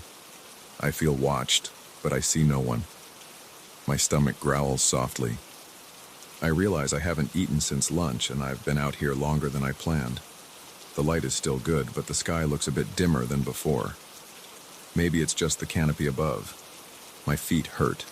My shoulders ache. I think about heading back, but I'm not sure which way leads home. I remember the twisted trunk and the hooked root. I just need to retrace my steps carefully. I go back the way I came. I push through the bushes again. The branches scrape my arms. I mutter under my breath. I move past the disturbed soil. I recognize a few rocks and a patch of mushrooms I saw before. As I walk, I notice the wind is behind me now, pushing me slightly forward. I try to ignore it. I pick up my pace a bit. My breath is still uneven. My thighs feel sore and my lower back hurts. I step on a twig and it snaps loudly. I flinch at the sound. My nerves are raw. I keep looking around, expecting something to jump out, but nothing does. I find the hooked root and the twisted trunk. It takes me a few minutes, but I manage to spot them. I sigh with relief. I follow this landmark. I step around fallen branches and keep my eyes on where I'm going. The forest remains quiet except for the occasional whisper of the wind. It doesn't say my name anymore, or at least I don't hear it. I focus on getting out. I step over a low branch that crosses my path. I slip once, but I catch myself. My ankle hurts a bit, but I can still walk. After about 15 minutes, I see a brighter area ahead. I push aside a few more branches and step into a patch of ground with more sunlight. I look up and see the back of my house through the trees. It's still there, unchanged. I exhale and roll my shoulders to release some tension. My breathing slows down a bit. I step onto the grass behind my house. I feel calmer. I look back at the forest. The trees are quiet. The wind is light, just a normal breeze. I can't hear anything unusual now. I go inside, close the door, and lock it. I stand there in my kitchen, leaning on the counter. My heart rate slows. My arms feel tired. My legs feel heavy. I look out the window at the forest. It looks ordinary from here. The sky above it is clear. The branches barely move. I don't hear any voices or whispers. I just feel a dull ache in my muscles and a lingering tension in my neck. There is nothing else to see or hear. It's over. I sit down at my kitchen table and stare at my hands. They are a bit dirty from touching the soil. I rub them together. I feel the roughness of my skin. I wonder what I just experienced. I don't think about it too deeply. I just know I heard something strange. I felt something pushing me forward. I followed it. I didn't find anything. Now I'm back home, safe and tired. I open a bottle of water and drink. My throat still feels dry. I take a deep breath and look at the quiet backyard. There's a slight breeze, nothing more. It feels normal again. I noticed the problem right when I got home and walked toward my front door under the porch light.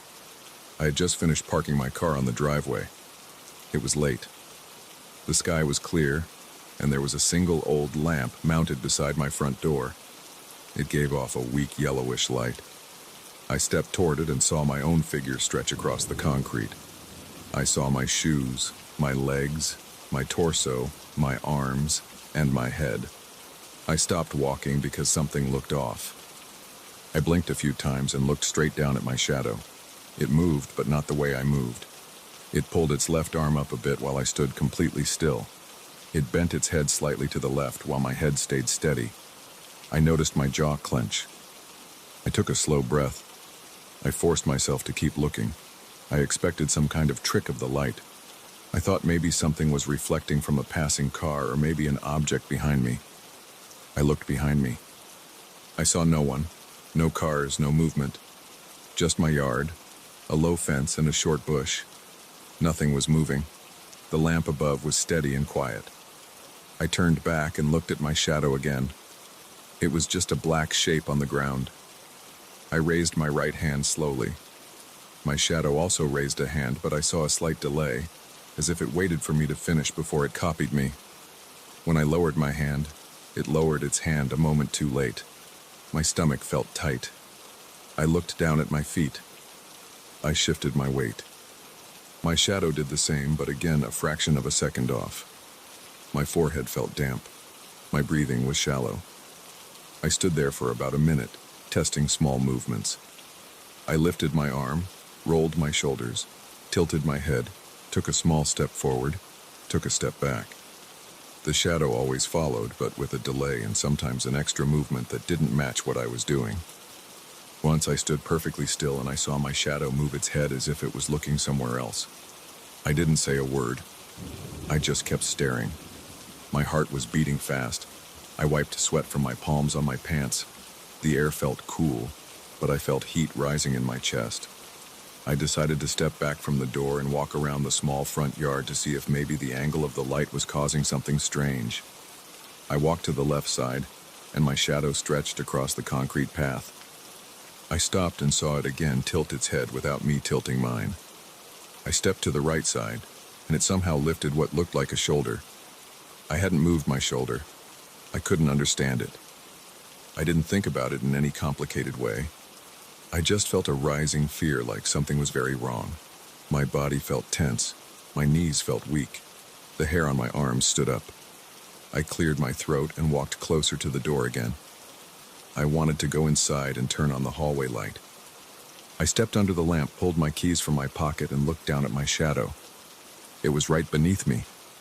It moved slightly as I moved, but again the timing felt off. I tried to open the door. I held the doorknob with one hand and fit the key in with the other. I noticed my shadow's arm position. It didn't match mine. I was holding my key out in front of me. My shadow's arm looked bent at a different angle. It felt like watching someone stand under me, imitating what I did, but badly. I turned the key, opened the door, and stepped inside. The hallway light was off. I reached for the switch. The hallway lamp turned on, and I looked down. My shadow now stretched along the wooden floor. It was still there, obviously, but it behaved the same. I took a step forward and saw it follow. It was attached to me, but not perfectly synchronized. I watched its shape shift as I moved. It was my outline, but slightly distorted. I raised both arms in front of me. It did it too, but one arm was higher than the other, and I didn't raise them unevenly. I lowered them. It lowered them too, but again with a small delay. My mouth felt dry. My chest felt tight. I bit the inside of my cheek. I turned around and looked at the wall. I saw my shadow shift along the floor and stretch up the wall, but it never settled down. It seemed to adjust itself constantly, as if it was trying to find the correct position. I tried to speak, but I stopped. I didn't want to say anything. I moved into the living room. I turned on the lamp next to the couch. I looked at my shadow on the carpet. Its head shape seemed to bend forward. I didn't bend my head. I checked behind me to see if there was another light source that could cause some weird overlap. There was nothing new. Just my lamp and the overhead ceiling light. I tried to see if it would disappear if I turned off all lights. I walked over to the switches and turned everything off. The room went dark. I couldn't see much, just some faint shapes. There was some outside light from a distant street lamp filtering through the window blinds. In that faint light, my shadow reappeared on the carpet. It was weaker, but still visible. I moved my arm slowly, and it followed. This time it didn't just follow. It seemed to pause in mid-motion and then jerk into place. I felt a chill run down my back. I was standing there in the dark living room, with just a thin glow from outside. I tried to approach a corner of the room that was very dark, thinking the shadow would vanish completely if there was no light at all. I stepped into that corner. I leaned against the wall. The darkness was deep there. I looked down. I could still make out a faint shape of my shadow. It shouldn't have been possible. There was almost no light in that corner. Yet it was there, pressed close to me as if glued to my body but refusing to match my posture. I felt my hands tremble. I touched my face with one hand. My skin felt cold and slightly damp. I pressed my back against the wall. I wanted to understand what was happening. I decided to try something else. I grabbed my phone from my pocket and turned on the flashlight. I aimed it at the floor. A strong white beam lit the wooden boards. I saw my shadow in sharp detail. It was a dark shape on the floor, but as I moved the flashlight around, it kept shifting and twisting. When I aimed the flashlight at different angles, the shadow contorted into strange outlines. I raised the flashlight up and my shadow stretched tall, but as I tried to keep my arm steady, my shadow's arm on the floor looked like it was twitching. I turned off the phone's flashlight. I swallowed hard. I wanted to sit down and think, but I also didn't want to lose track of this thing. I turned on the living room ceiling light again. The sudden brightness made me blink. I checked the shadow. Under the clear overhead light, it looked normal at first glance. It was just a silhouette under me. But when I took a deep breath and raised my arm again, I saw the same delay. I raised my left arm quickly. The shadow raised its left arm a second later. I lowered my arm. The shadow kept its arm raised for a moment before lowering it. I clenched my fists. My heart was pounding. My legs felt shaky. I stepped into the hallway and made my way to the bathroom. I turned on the bathroom light and stood in front of the mirror. I wanted to see if maybe I was imagining things. In the mirror, I could see myself in the bathroom behind me. I looked down at the floor. My shadow was there, cast by the overhead light. As I watched, it lifted its head shape before I did. I could see it on the floor. My actual head didn't move. It was like a glitch in reality. I gripped the sink with both hands, looked up at my reflection. I looked normal. The room looked normal. I turned my head to the right very quickly and then back to the mirror. My shadow on the floor responded after a delay. It turned its head shape when I had already stopped moving mine. I felt sweat trickle down my back. My throat felt tight. I stepped out of the bathroom and went into the kitchen. I turned on the kitchen light. I looked at the floor tiles. I saw the shadow again.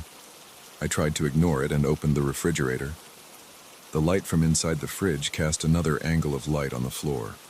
Now I had two light sources, the ceiling bulb and the fridge light. My shadow overlapped in a strange way. One part of it looked normal, the other part looked like it was bending. I closed the fridge door. The kitchen went back to the single overhead light. The shadow snapped back into its single shape.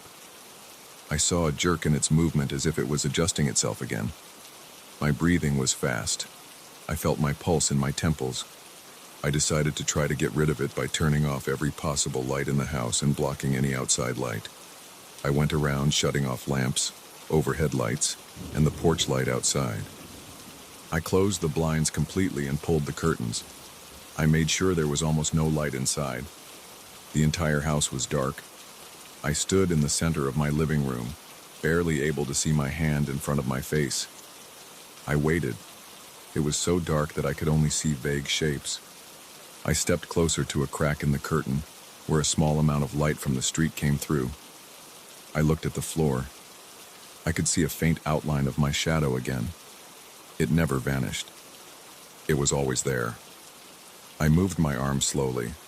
My shadow moved too, but again with a delay. I stood still.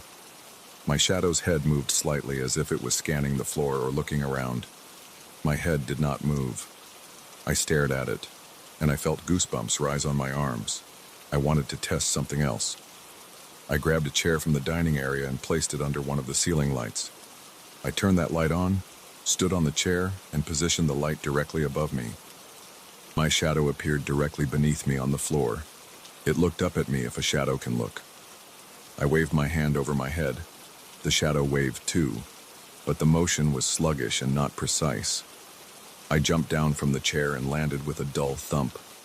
My shadow showed me landing a moment after I'd already steadied myself. I paced around the living room. My steps were uneven. My legs felt heavy. I didn't know what else to do. I tried walking into different rooms again. In every room, under every light, the shadow behaved the same way. It stayed attached to me, but it never matched me perfectly. It always lagged behind or made extra movements I didn't do. I touched my arm, my chest, my face, checking if I was somehow hurt or sick. I felt normal. I listened for any sounds. The house was quiet. I heard my breathing, my heartbeat in my ears. The floor creaked slightly under my weight. The refrigerator motor hummed softly in the kitchen. Nothing else seemed strange. I moved to the front door again. I turned the porch light back on and looked outside. The front yard was quiet. I could see the shape of my car. I could see the fence and the bush. I looked down at my shadow on the concrete. It stretched long and thin. I tested it again by raising my arm.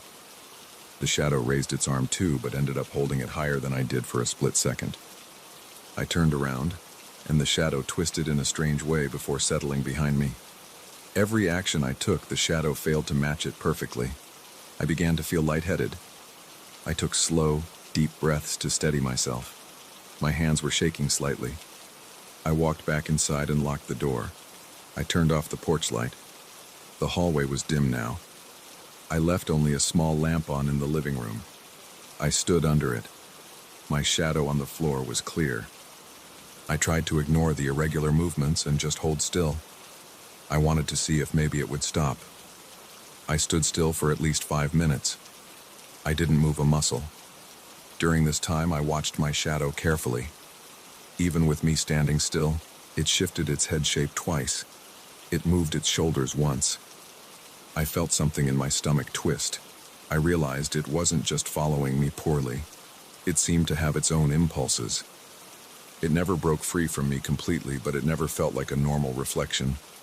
The fear made my arms tremble. My chest rose and fell rapidly. I tried sitting on the couch. I pulled my feet off the floor and looked at my shadow on the rug. It stretched out across the floor.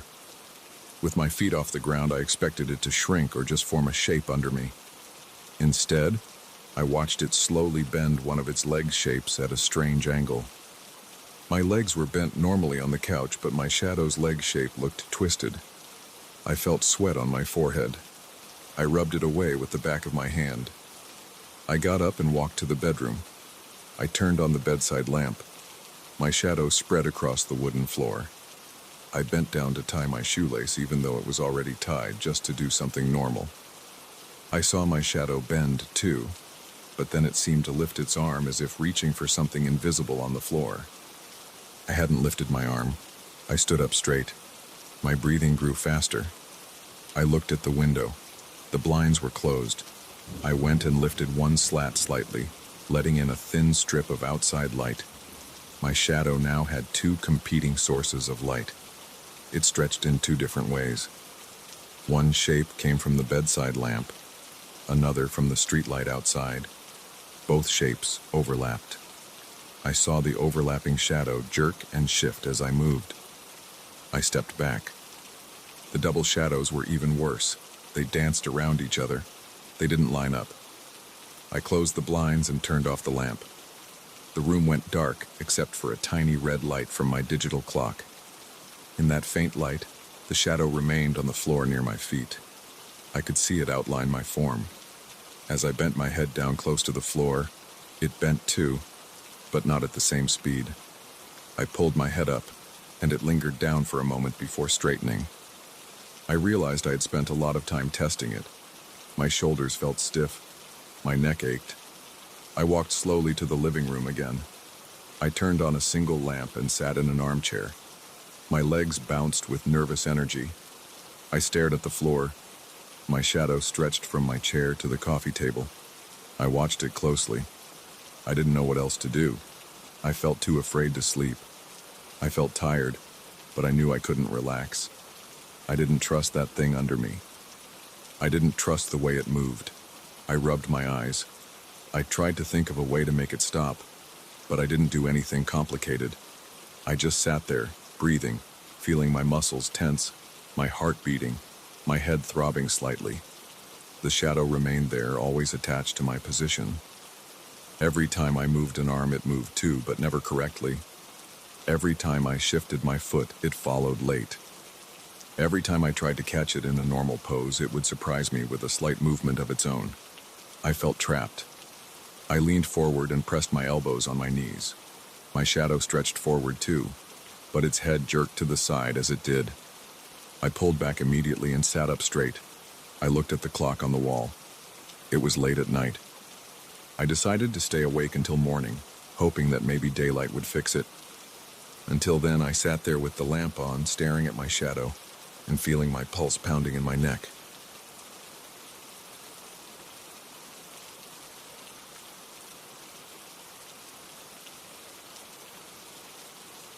I walked into the public library at around 11 at night.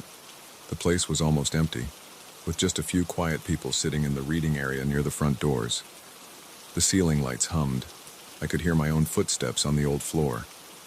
I had been there many times before, usually during the day, but this time I wanted to find a specific reference book that I could never get my hands on during normal hours. I had asked one of the librarians earlier if they kept older documents in a certain wing. She said they had some extra collections in the back, but she did not give details. She seemed distracted and tired. I saw her leave at closing time.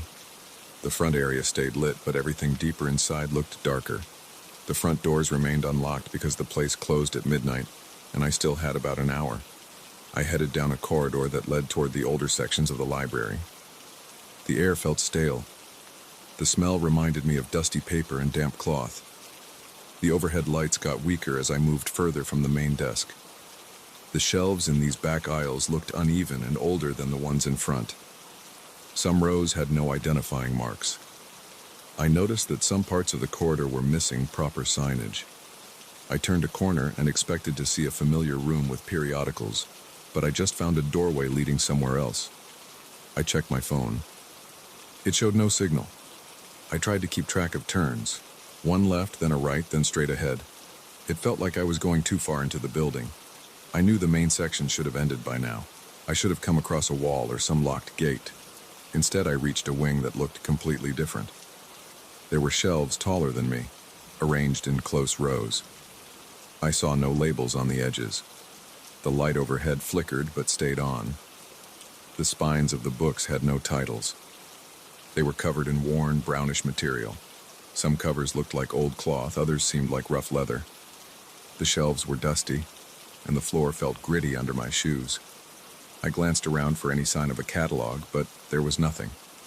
I tried to pull a book off the shelf. It slid out slowly. The texture felt stiff, like old cardboard. I opened it. The pages were thick and rough, not like normal paper. They had a yellowish tint and showed no page numbers. There was text on them, written in a tight, cramped style that resembled typewriting. The letters were black and uneven. I could read them, but the language felt too direct and personal. There were simple paragraphs describing some house on a street I knew, a street I had lived on years ago. It mentioned details like the layout of a living room, the shape of a couch, and the color of a front door. It talked about a man who looked like me. It described him opening a window and feeling a cold draft. It mentioned him going outside to check a garage door at night. I recognized the scene. It was similar to a routine I used to do when I lived in that old apartment building near the library. But some details were off. I never remembered the exact pattern on the rug or a particular painting on the wall. The book described these things as if I had them, but I never did. I put the book back and grabbed another one from a lower shelf. I opened it and saw more text. This time it mentioned a bus stop near my current apartment, describing the way I stood there last week, waiting for a late bus. It talked about what I was wearing, what I had in my pocket. It got those details right. It described the way I scratched my neck. I remembered doing that, but I never told anyone. I closed the book quickly. My heart beat faster. I felt sweat on my forehead. I knelt down and pulled another book from the bottom shelf. It showed a recent scene, me stepping into a corner store that I sometimes visit late at night. It talked about me looking at the beverages in the cooler, the shape of the label on a bottle I picked up, the fact that I put it back and chose a different flavor. This was too exact. I looked around. I saw hundreds of these books. None had any title. All looked worn. I had no idea how they got here. I had no idea who wrote them. I picked a random volume from a shelf above eye level. This one described things I never did. It mentioned me traveling to a city I had never visited. It described me walking down a street there, checking my phone, and entering a building I had never even heard of. It detailed me sitting at a desk and writing notes I never wrote. I shut it. My hands shook. I wanted to get out of there. I placed the book back and turned around. The aisles looked the same. I couldn't see the entrance I came through. I tried to retrace my steps. I walked toward what I thought was the exit. I found another row of shelves. I tried another direction. I saw a small reading table with a single chair and a lamp. The lamp was off. I touched it. The surface of the lamp felt cold and smooth. I tried the lamp switch. Nothing happened. I heard a faint buzzing from above. I looked up and saw one overhead light flicker. I walked toward the flickering light, hoping it would lead me back to the corridor. I moved slowly, keeping my eyes on the ground so I wouldn't trip. I expected to see the corridor at some point. Instead, I ended up in front of more shelves filled with the same kind of books. I pulled out one more, desperate to understand something. This one described a future event. It talked about me coming to the library late at night. It mentioned the time, the day, the route I took.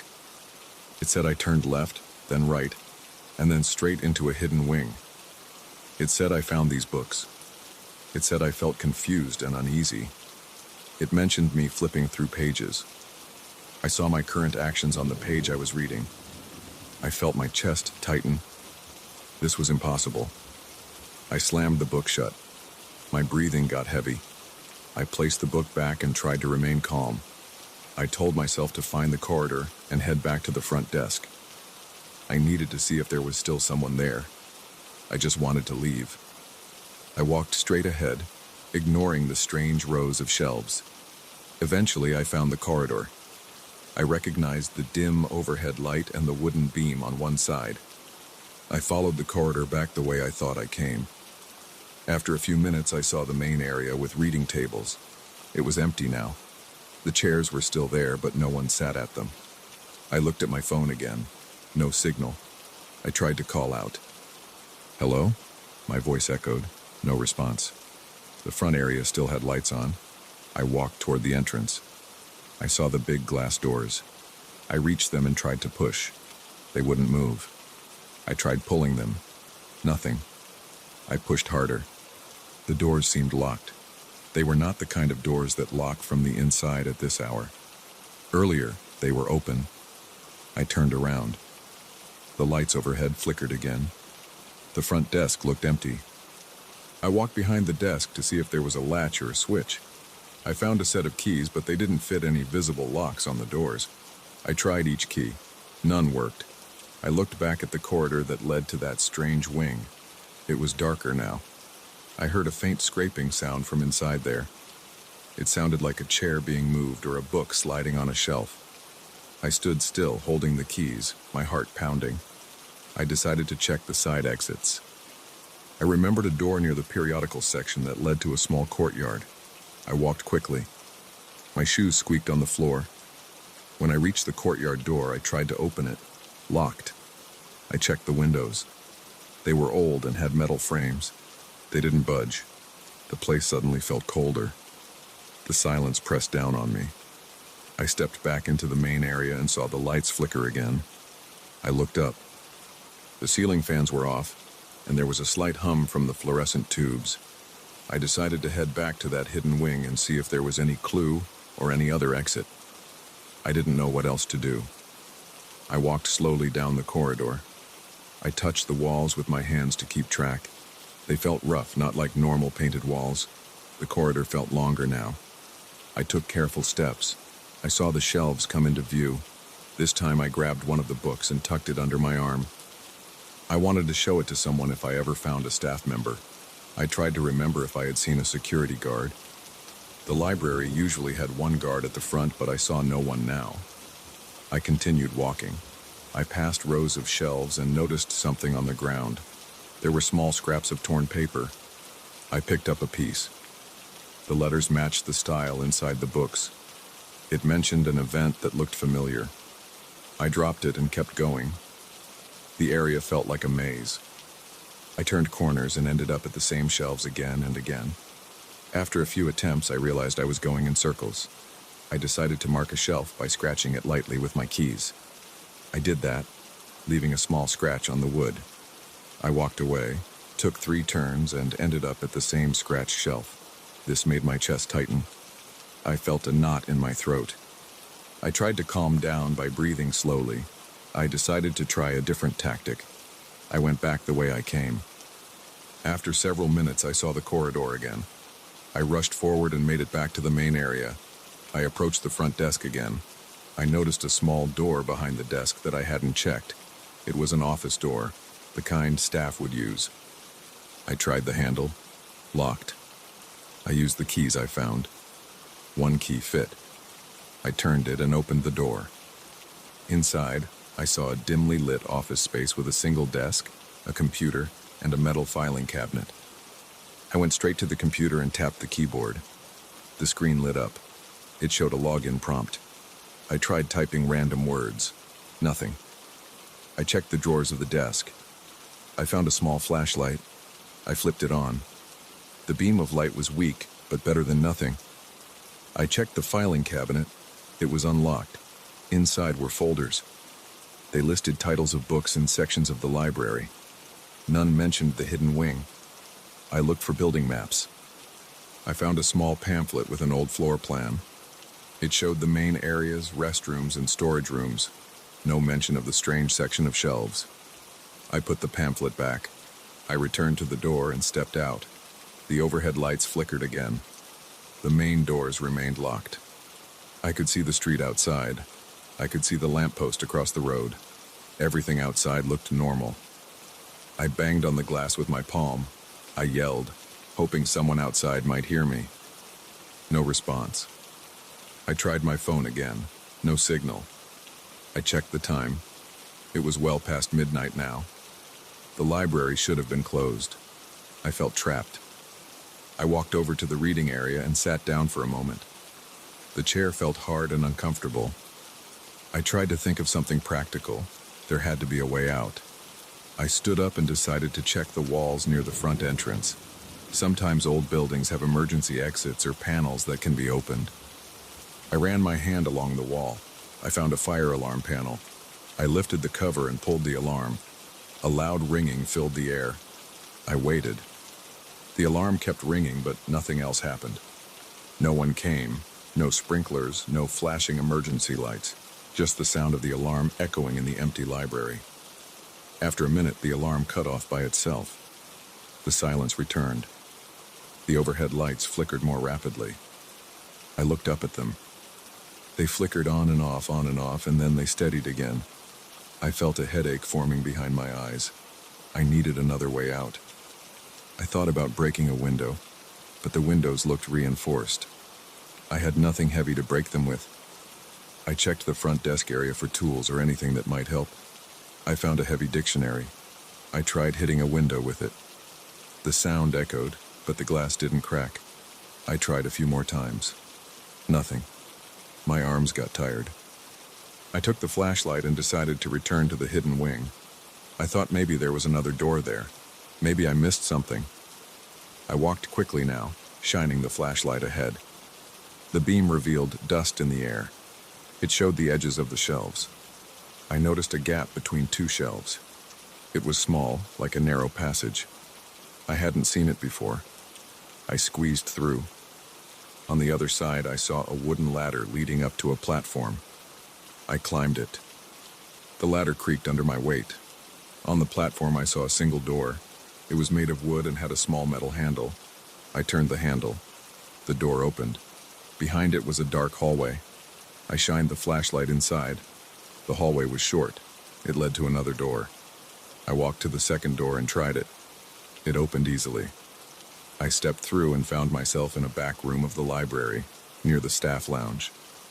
I recognized it from a visit I made once to speak with a librarian about old records. The staff lounge had a vending machine, a couch, and a side door leading to an alley. I tried the alley door. It was unlocked. I stepped outside into the cold night air. I stood there for a moment. I looked back through the door. The inside looked normal from here. I could see the vending machine and the dull overhead light. Everything seemed ordinary in this room. I closed the door behind me and walked around the building to the front entrance. It was locked from the outside now, as it should be after hours. I looked through the glass. The main area was dimly lit, empty and quiet. Nothing flickered. I could see the desk, the chairs, and the shelves in the distance. My heart still raced. I touched my jacket pocket. I still had one of those strange books tucked under my arm. I pulled it out and looked at it under the streetlight. The cover was rough and plain, no title, just like the others. I opened it. The pages were blank now. I flipped through them. No text. Nothing. I dropped it on the ground. I left it there. I walked away, trying not to think about what I had seen. I felt the tension in my shoulders and neck. My throat felt dry. I headed toward my apartment, keeping my eyes on the sidewalk. I didn't look back at the library.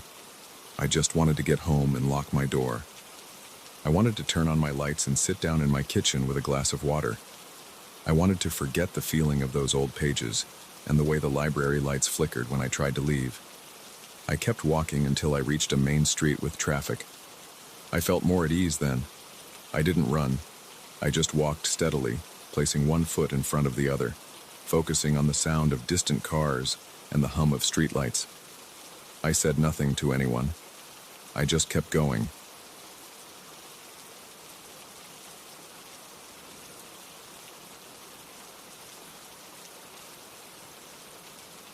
I moved into this old house in the countryside 2 weeks ago. The place came cheap and looked simple enough. The roof did not leak, and the yard was large. The previous owner left in a hurry and sold it below market price. I did not ask many questions. I just wanted space and peace. The first nights were calm. The wind outside was steady, and there were no neighbors close by. I noticed the old well out back on the second day, but I did not think much about it at first. It was covered with warped wooden planks that looked older than the house. At night, the wind made the loose boards rattle and shift. Something about that sound drew my attention. It was not just wood scraping stone. There was another sound, quieter and more desperate. It reminded me of a muffled whimper. I tried to ignore it, but after 3 nights it got to me. I stood by my bedroom window around midnight and watched the shape of the old well. The boards on top were barely visible in the dark. I listened. The wind pressed against the walls of my house and against the side of the well. Under that steady creaking, I heard a low sound. It was like a voice that could not form words. I did not like that sound. It made my neck stiffen. I went back to bed and tried to sleep, but I could not. I kept picturing the well. In my mind, I saw something inside pushing at the boards, trying to escape. I decided I would check it out in the morning. The next day after breakfast, I walked to the backyard. The grass was uneven and damp. I saw the well clearly now. It was made of old stones, stacked without much mortar. Green moss grew in the cracks. The wooden planks on top looked random and not well secured. I stepped closer. I noticed a smell. It was not strong at first, but it was there. It reminded me of a damp basement or a closed-off room with water damage. I leaned over and looked between 2 boards. It was dark inside. I saw nothing but blackness. The smell got stronger when I got closer, thick and humid. I could not see the bottom of the well. I listened. I heard nothing. Maybe the sound last night was just the wind. I went about my day, unpacking some boxes in the living room, cleaning the kitchen and trying to arrange furniture. The house had old pipes, but the water was running fine. The sunlight through the windows was strong. I felt safe during the day. I could not shake the image of that well, though. I decided I would return to it before sunset and check if something was stuck inside. Maybe an animal. Maybe an old pipe below was causing a strange noise. I was a bit nervous, but I pushed that feeling aside. It was just an old well. In the late afternoon, I went back outside. The sun was low. The shadows were long. The air felt cooler. I stood by the well and pulled at one of the boards. It was loose and rotten. When I lifted it, a heavier smell came out. The air inside was damp and stale. It stuck to my face. I held my breath and listened. There was a sound. It was faint, a low rumble or a soft whining. It sounded like something alive, but I could not place it. I held the flashlight on my phone over the opening. I pointed the beam down. I could not see much. The light hit stones and moss. There was moisture on them. I could see the inner walls of the well. They were slick and uneven. No movement. Just darkness below. The sound continued, steady and weak. I lowered my voice and spoke. I said, "Hello?" I did not expect an answer. There was none. The sound stopped for a moment, then started again. It reminded me of an animal in distress, but not one I recognized. It did not sound like a cat, a dog, or a raccoon. It had a strange tone. I felt uneasy. My stomach tightened. The hairs on my arms stood up. I realized I was sweating, though the air was cool. The smell was making it hard to breathe. I pushed the board back into place and stepped away. I looked around the yard. Nothing else was strange, just the well. I went back inside and tried to relax. I turned on the TV and forced myself to watch something for a while. That night, the sound came back. I woke up around 2 in the morning and heard the wind outside. The boards rattled.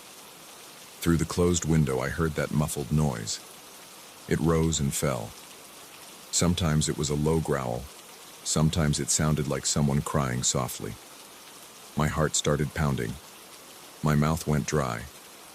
I knew it was coming from inside the well. I stayed in bed, silent, trying to ignore it. But I could not. Around 3, I got up and went to the kitchen. I drank water and stood by the back door, listening. The sound continued, soft but constant. I decided to do something. I grabbed a strong flashlight from my toolbox and put on my boots. I opened the door and walked into the yard. The grass was cold against my boots. The moon was hidden behind clouds, and I could barely see the well. I approached it slowly, holding the flashlight ready. The boards rattled in the breeze. I listened. The sound was definitely coming from below. I gripped one of the boards and pulled it aside. A rush of foul air hit me right in the face. It felt thick, like stepping into a humid cellar. I coughed and pointed the flashlight down again. This time I noticed something move against the stones far below. It was a shape with a dull color. I could not see eyes or limbs clearly. It shifted slowly. When the light hit it, the sound changed to a husky moan. My mouth felt bitter. My chest tightened. I felt a slight tremor in my hands. This was not normal. Something was down there. It looked alive. I could not see a clear form. The stones were wet, and the water at the bottom looked dark and still. This thing was clinging to the side, or maybe resting in a small hole in the wall. I thought maybe it was some animal stuck there.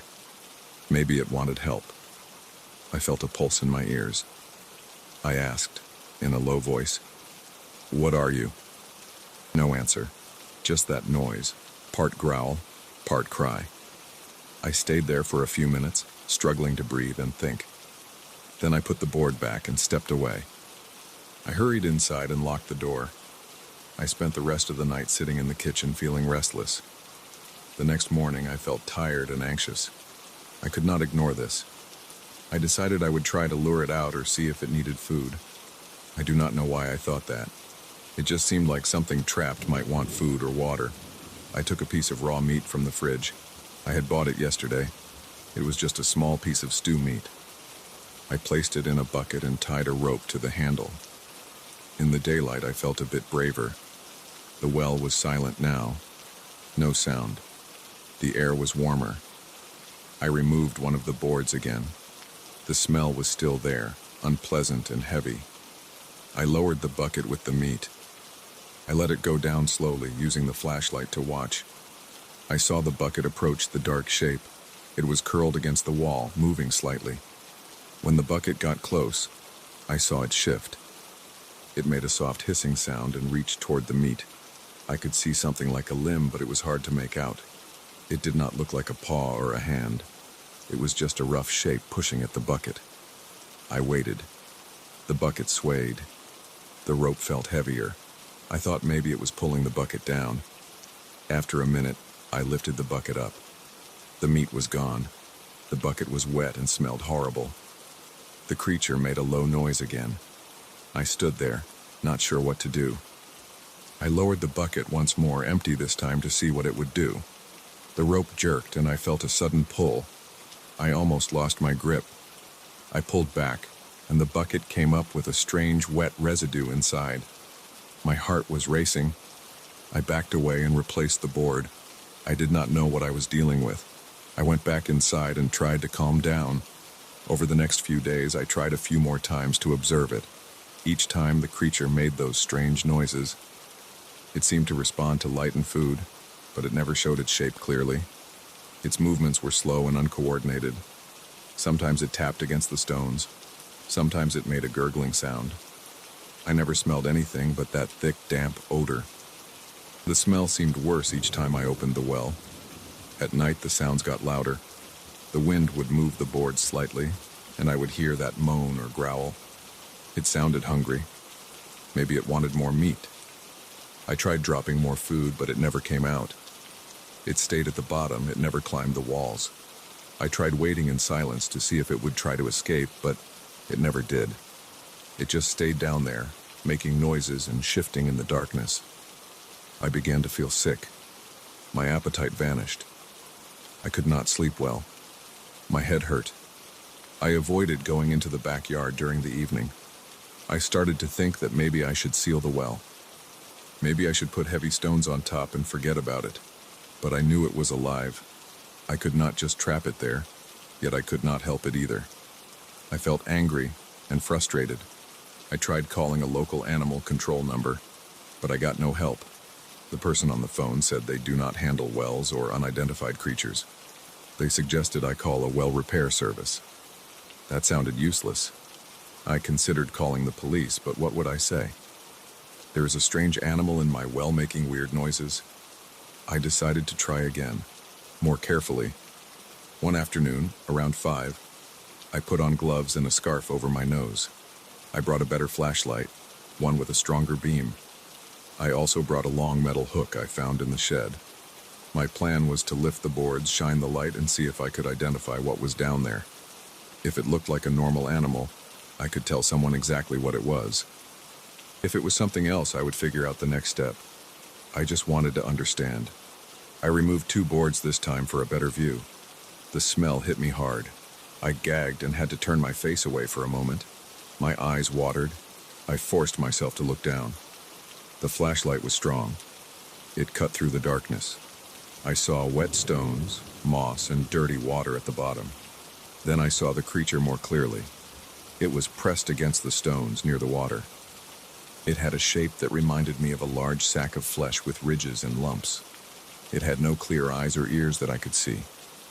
I saw parts of it move, like small bumps pushing outward. The surface was wet and pale. When the light hit it, the creature made that noise again. It shook slightly and trembled.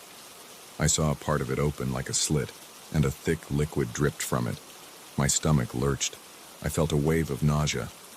I backed up, breathing hard. My hands were shaking. I had never seen anything like this. It did not fit any animal I knew. It did not look like something that should be alive in a well. I heard it scraping against the stones. I looked back down. The creature was moving in slow motions, as if trying to reach the surface, but it never rose more than a few inches. It just pressed against the wall and then sank back down. It made that whimpering sound. It sounded weak and desperate. I lowered the hook gently, trying not to startle it. The hook touched its surface. It felt spongy and soft. The creature jerked away and made a coughing sound. I pulled the hook back. My heart was pounding so hard I heard it in my ears. I realized this was not something I could deal with by myself. I stepped back and put the boards in place. I wiped sweat from my forehead. My throat was dry. I went inside and sat at the table, staring at the wall. I wanted to leave this place, but I had just moved in. I wanted to ignore the well, but the sounds would not stop. I could not destroy it. I could not kill this thing. I was not even sure how. That night I lay in bed with the lights off. The wind came and went outside. Around midnight I heard the planks shift again. The sound was louder than before. The creature moaned, a wet and strained sound. I felt chills on my neck. I pulled the blanket up and tried to block it out. It called out again and again. I felt sweat on my temples. My stomach tightened into a knot. I had trouble breathing. I imagined it waiting down there, hungry, confused, maybe hurt. I thought about feeding it again, but that only encouraged it to make more noise. I thought about pouring something down there to make it leave, but I had no idea if it could climb out. I felt trapped by this situation. The well was on my property, and now I had to deal with it. The next morning, I woke up with a headache. I drank coffee and looked out the window. The well sat there, silent in daylight. No sound, no movement. I decided I would cover it better. I found some heavy stones near the shed and brought them over. I placed them on the boards, making it harder for the wind to shake them. I pressed them down firmly. I hoped that would reduce the noise at night. The day passed quietly. No strange sounds. The smell lingered in my mind, though, and I could taste it at the back of my throat even when I was inside. I made dinner and ate slowly, forcing the food down. At night, I lay in bed and listened. The board still rattled a little, but less. I heard a distant moan from below. It sounded weaker. I tried to relax. My heart still beat fast and my muscles were tense. I shut my eyes and waited. It cried out again, a muffled whimper. I did nothing. I just stayed in bed, breathing shallowly, trying not to imagine that horrible shape in the darkness. The next few days I kept my distance. Sometimes I heard it at night, sometimes not. I never removed the boards again. I never fed it again. The smell seemed to fade if I stayed inside and kept the windows closed. I considered leaving this house, selling it, moving away. But I had nowhere else to go right now. I considered telling someone in town, but what would I say? I pictured their faces. They would not believe me. Or if they did, they might do something cruel. I did not want to see that thing harmed. I just wanted it gone. I waited, unsure of what else to do. As the weeks passed, I learned to live with it. I kept the boards in place and did not approach the well. At night, I still heard it sometimes, soft and distant. My body still reacted with tightness in my chest and sweat on my palms, but I got used to it. I slept with earplugs and tried not to think about it. During the day, I stayed indoors and did my chores. I planned to find someone who knew about old wells, maybe a contractor who could fill it in. Until then, I would let it be. I never got a good look at that creature again. I never learned what it was. It stayed down there, hungry for attention. It cried softly at night, rattling the boards with its muffled pleas. And I stayed above, trying not to breathe too deeply when I passed by the backyard, trying not to think too hard about what lived below the surface.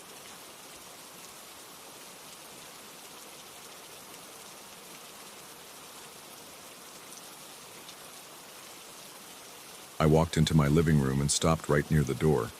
I had just come back from a long day and I was annoyed and tired. My shoulders felt stiff and my eyes burned a little from the dusty air. There was a dim light coming from the hallway behind me, and the living room itself was dark. I stood there holding my breath because I saw something strange. On the ceiling, right above my couch, I saw footprints. They were faint, but clear enough that I could see the shape of toes and heels.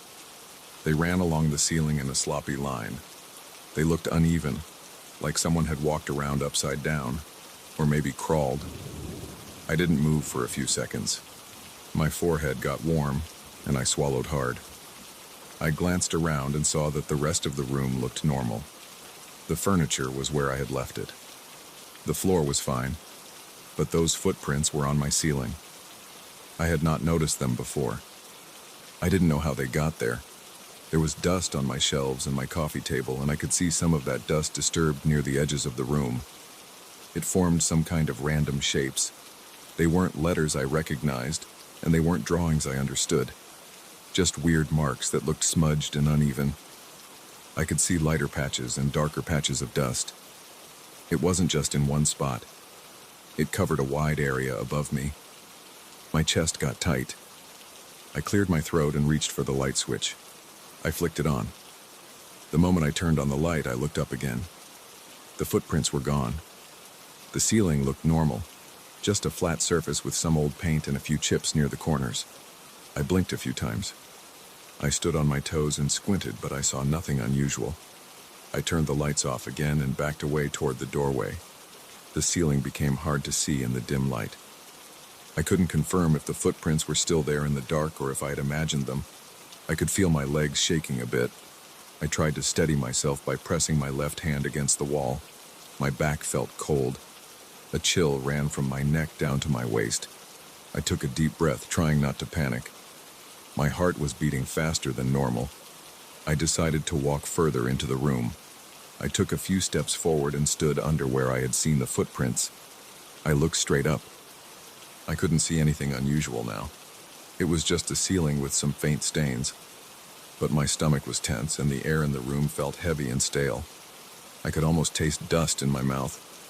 My eyes watered a bit.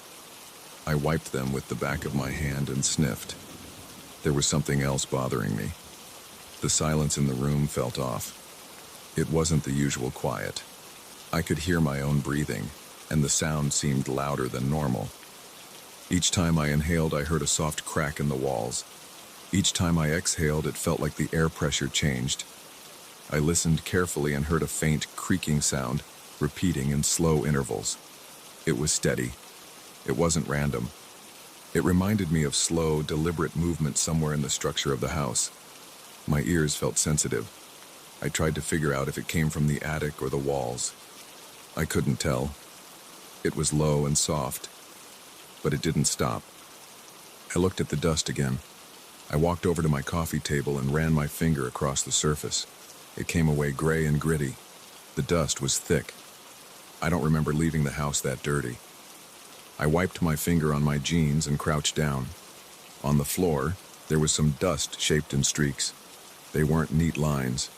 They curved and crossed over each other. I leaned in and sniffed.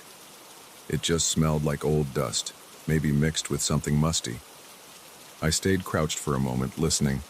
The creaking continued, steady and low. I stood up and walked over to the light switch again. I wanted to test something. I flicked the light off. The room went dark, except for a bit of light coming from the hallway. I stepped toward the center of the room and looked up again. At first, I saw nothing. I waited, letting my eyes adjust. After a minute or so, I thought I saw faint shapes again. Footprints. They weren't as clear as before, but I could make out some dark patches on the ceiling. I wasn't imagining it. They were there. My throat went dry. I slowly reached out and turned the light back on. The ceiling looked normal again. My heart was pounding. My mind raced, trying to find a logical explanation. Maybe it was a trick of the light. Maybe there was some kind of residue or mold on the ceiling that only showed up in low light. I didn't want to jump to strange conclusions, but the feeling in my body wasn't normal. I was sweating under my arms and on my lower back. I wiped my palms on my pants. I had a nervous ache in my stomach. I decided to get a chair and stand on it to get a closer look at the ceiling. I wanted to touch it and see if there was anything there. I went to the kitchen and grabbed a wooden chair. I carried it back to the living room and placed it under the area where I had seen the footprints. I climbed onto it. I reached up and ran my hand over the ceiling. It felt like painted drywall, slightly dusty. but nothing unusual.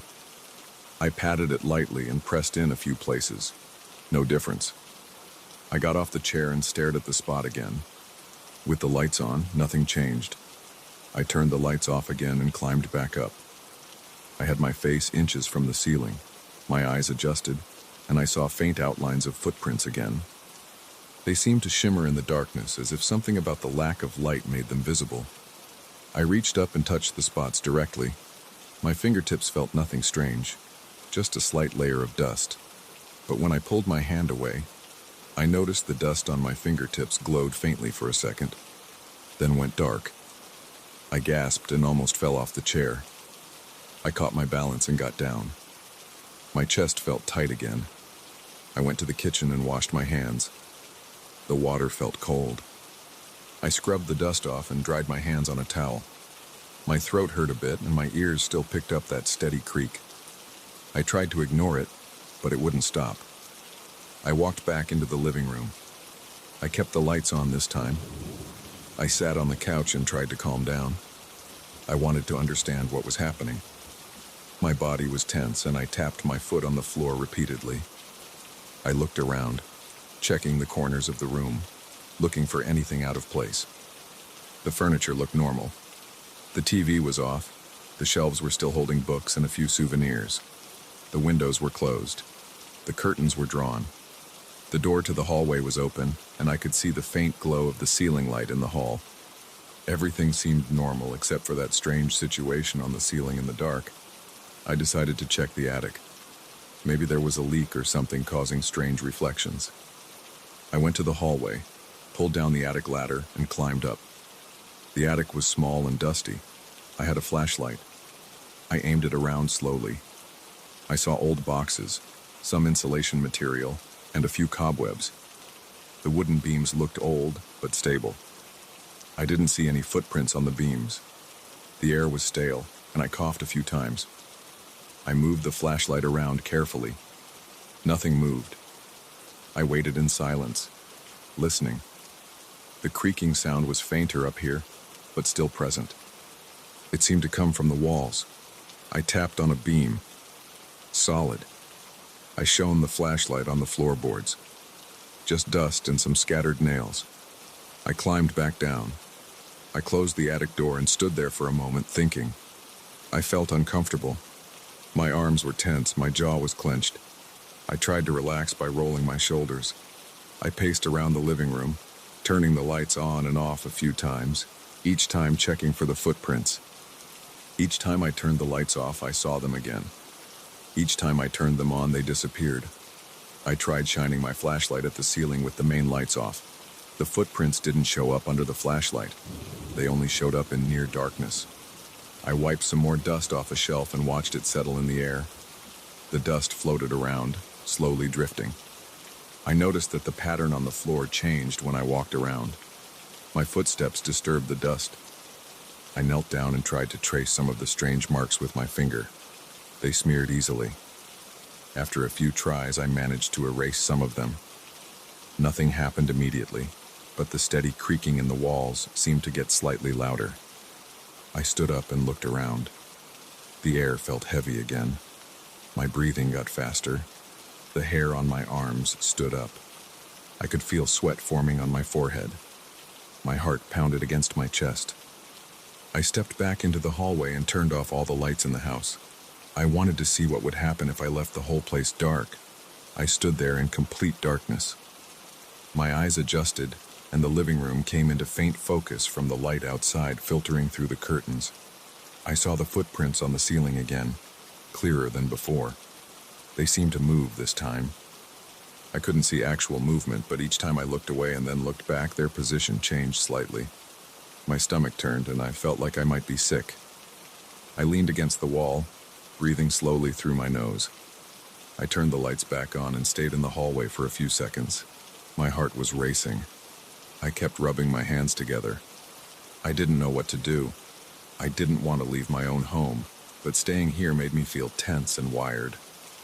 I decided to open a window and get some fresh air. The night air was cool. I stuck my head out and took a few deep breaths. I smelled the familiar scent of the neighborhood outside. It was calm and quiet. I pulled my head back in and closed the window. Inside, the atmosphere felt stale again. I tried to reason with myself. Maybe I was imagining this. Maybe I was overly tired. I went to the kitchen, drank a glass of water, and returned to the living room. I turned the lights off again, and there were the footprints, faint and shifting.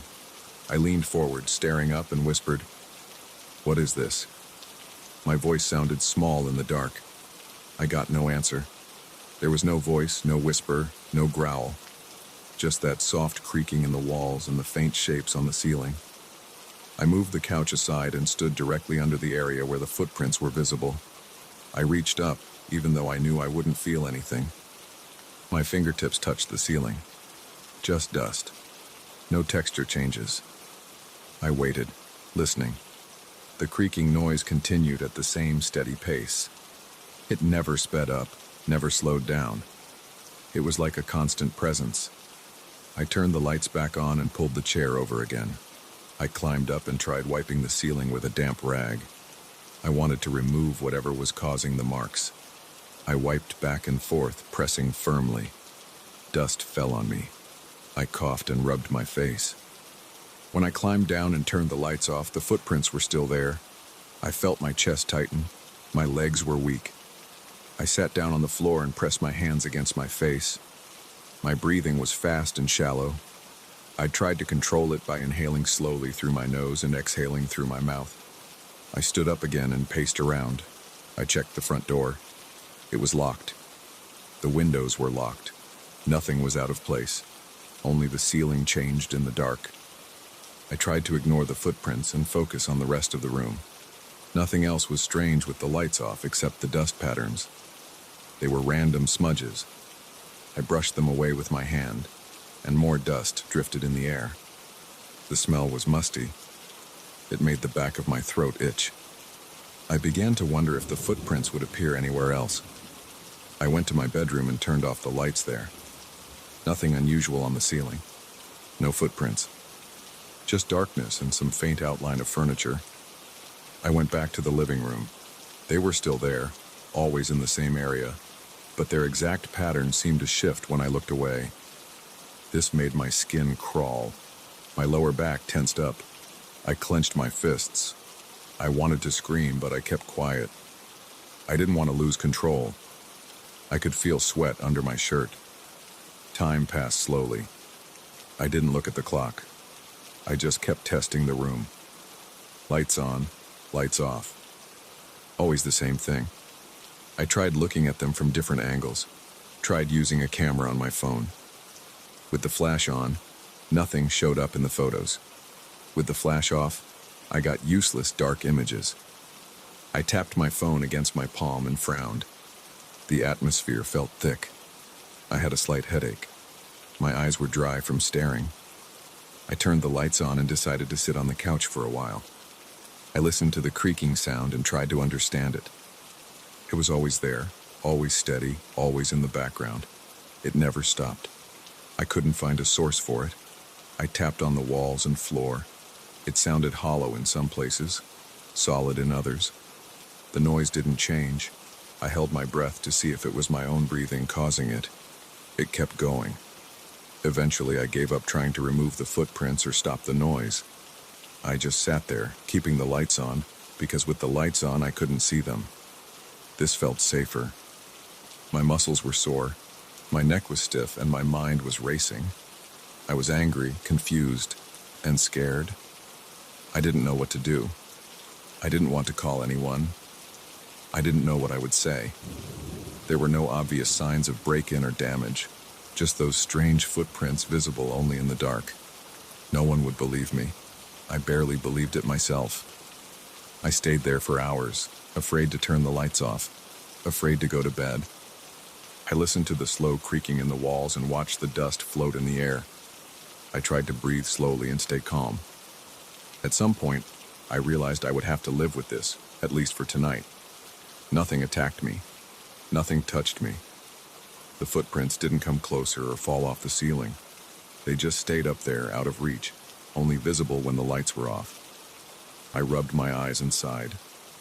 My chest still felt tight and my mouth was dry, but I was too tired to keep testing things. I decided to stay awake until morning. When morning came, the sunlight would fill the room. Maybe then I could pretend everything was normal. For now, I kept the lights on, kept my eyes open, and listened to the house. I didn't move from the couch. I didn't close my eyes. I stayed there, breathing, waiting, and hoping that eventually this strange night would end.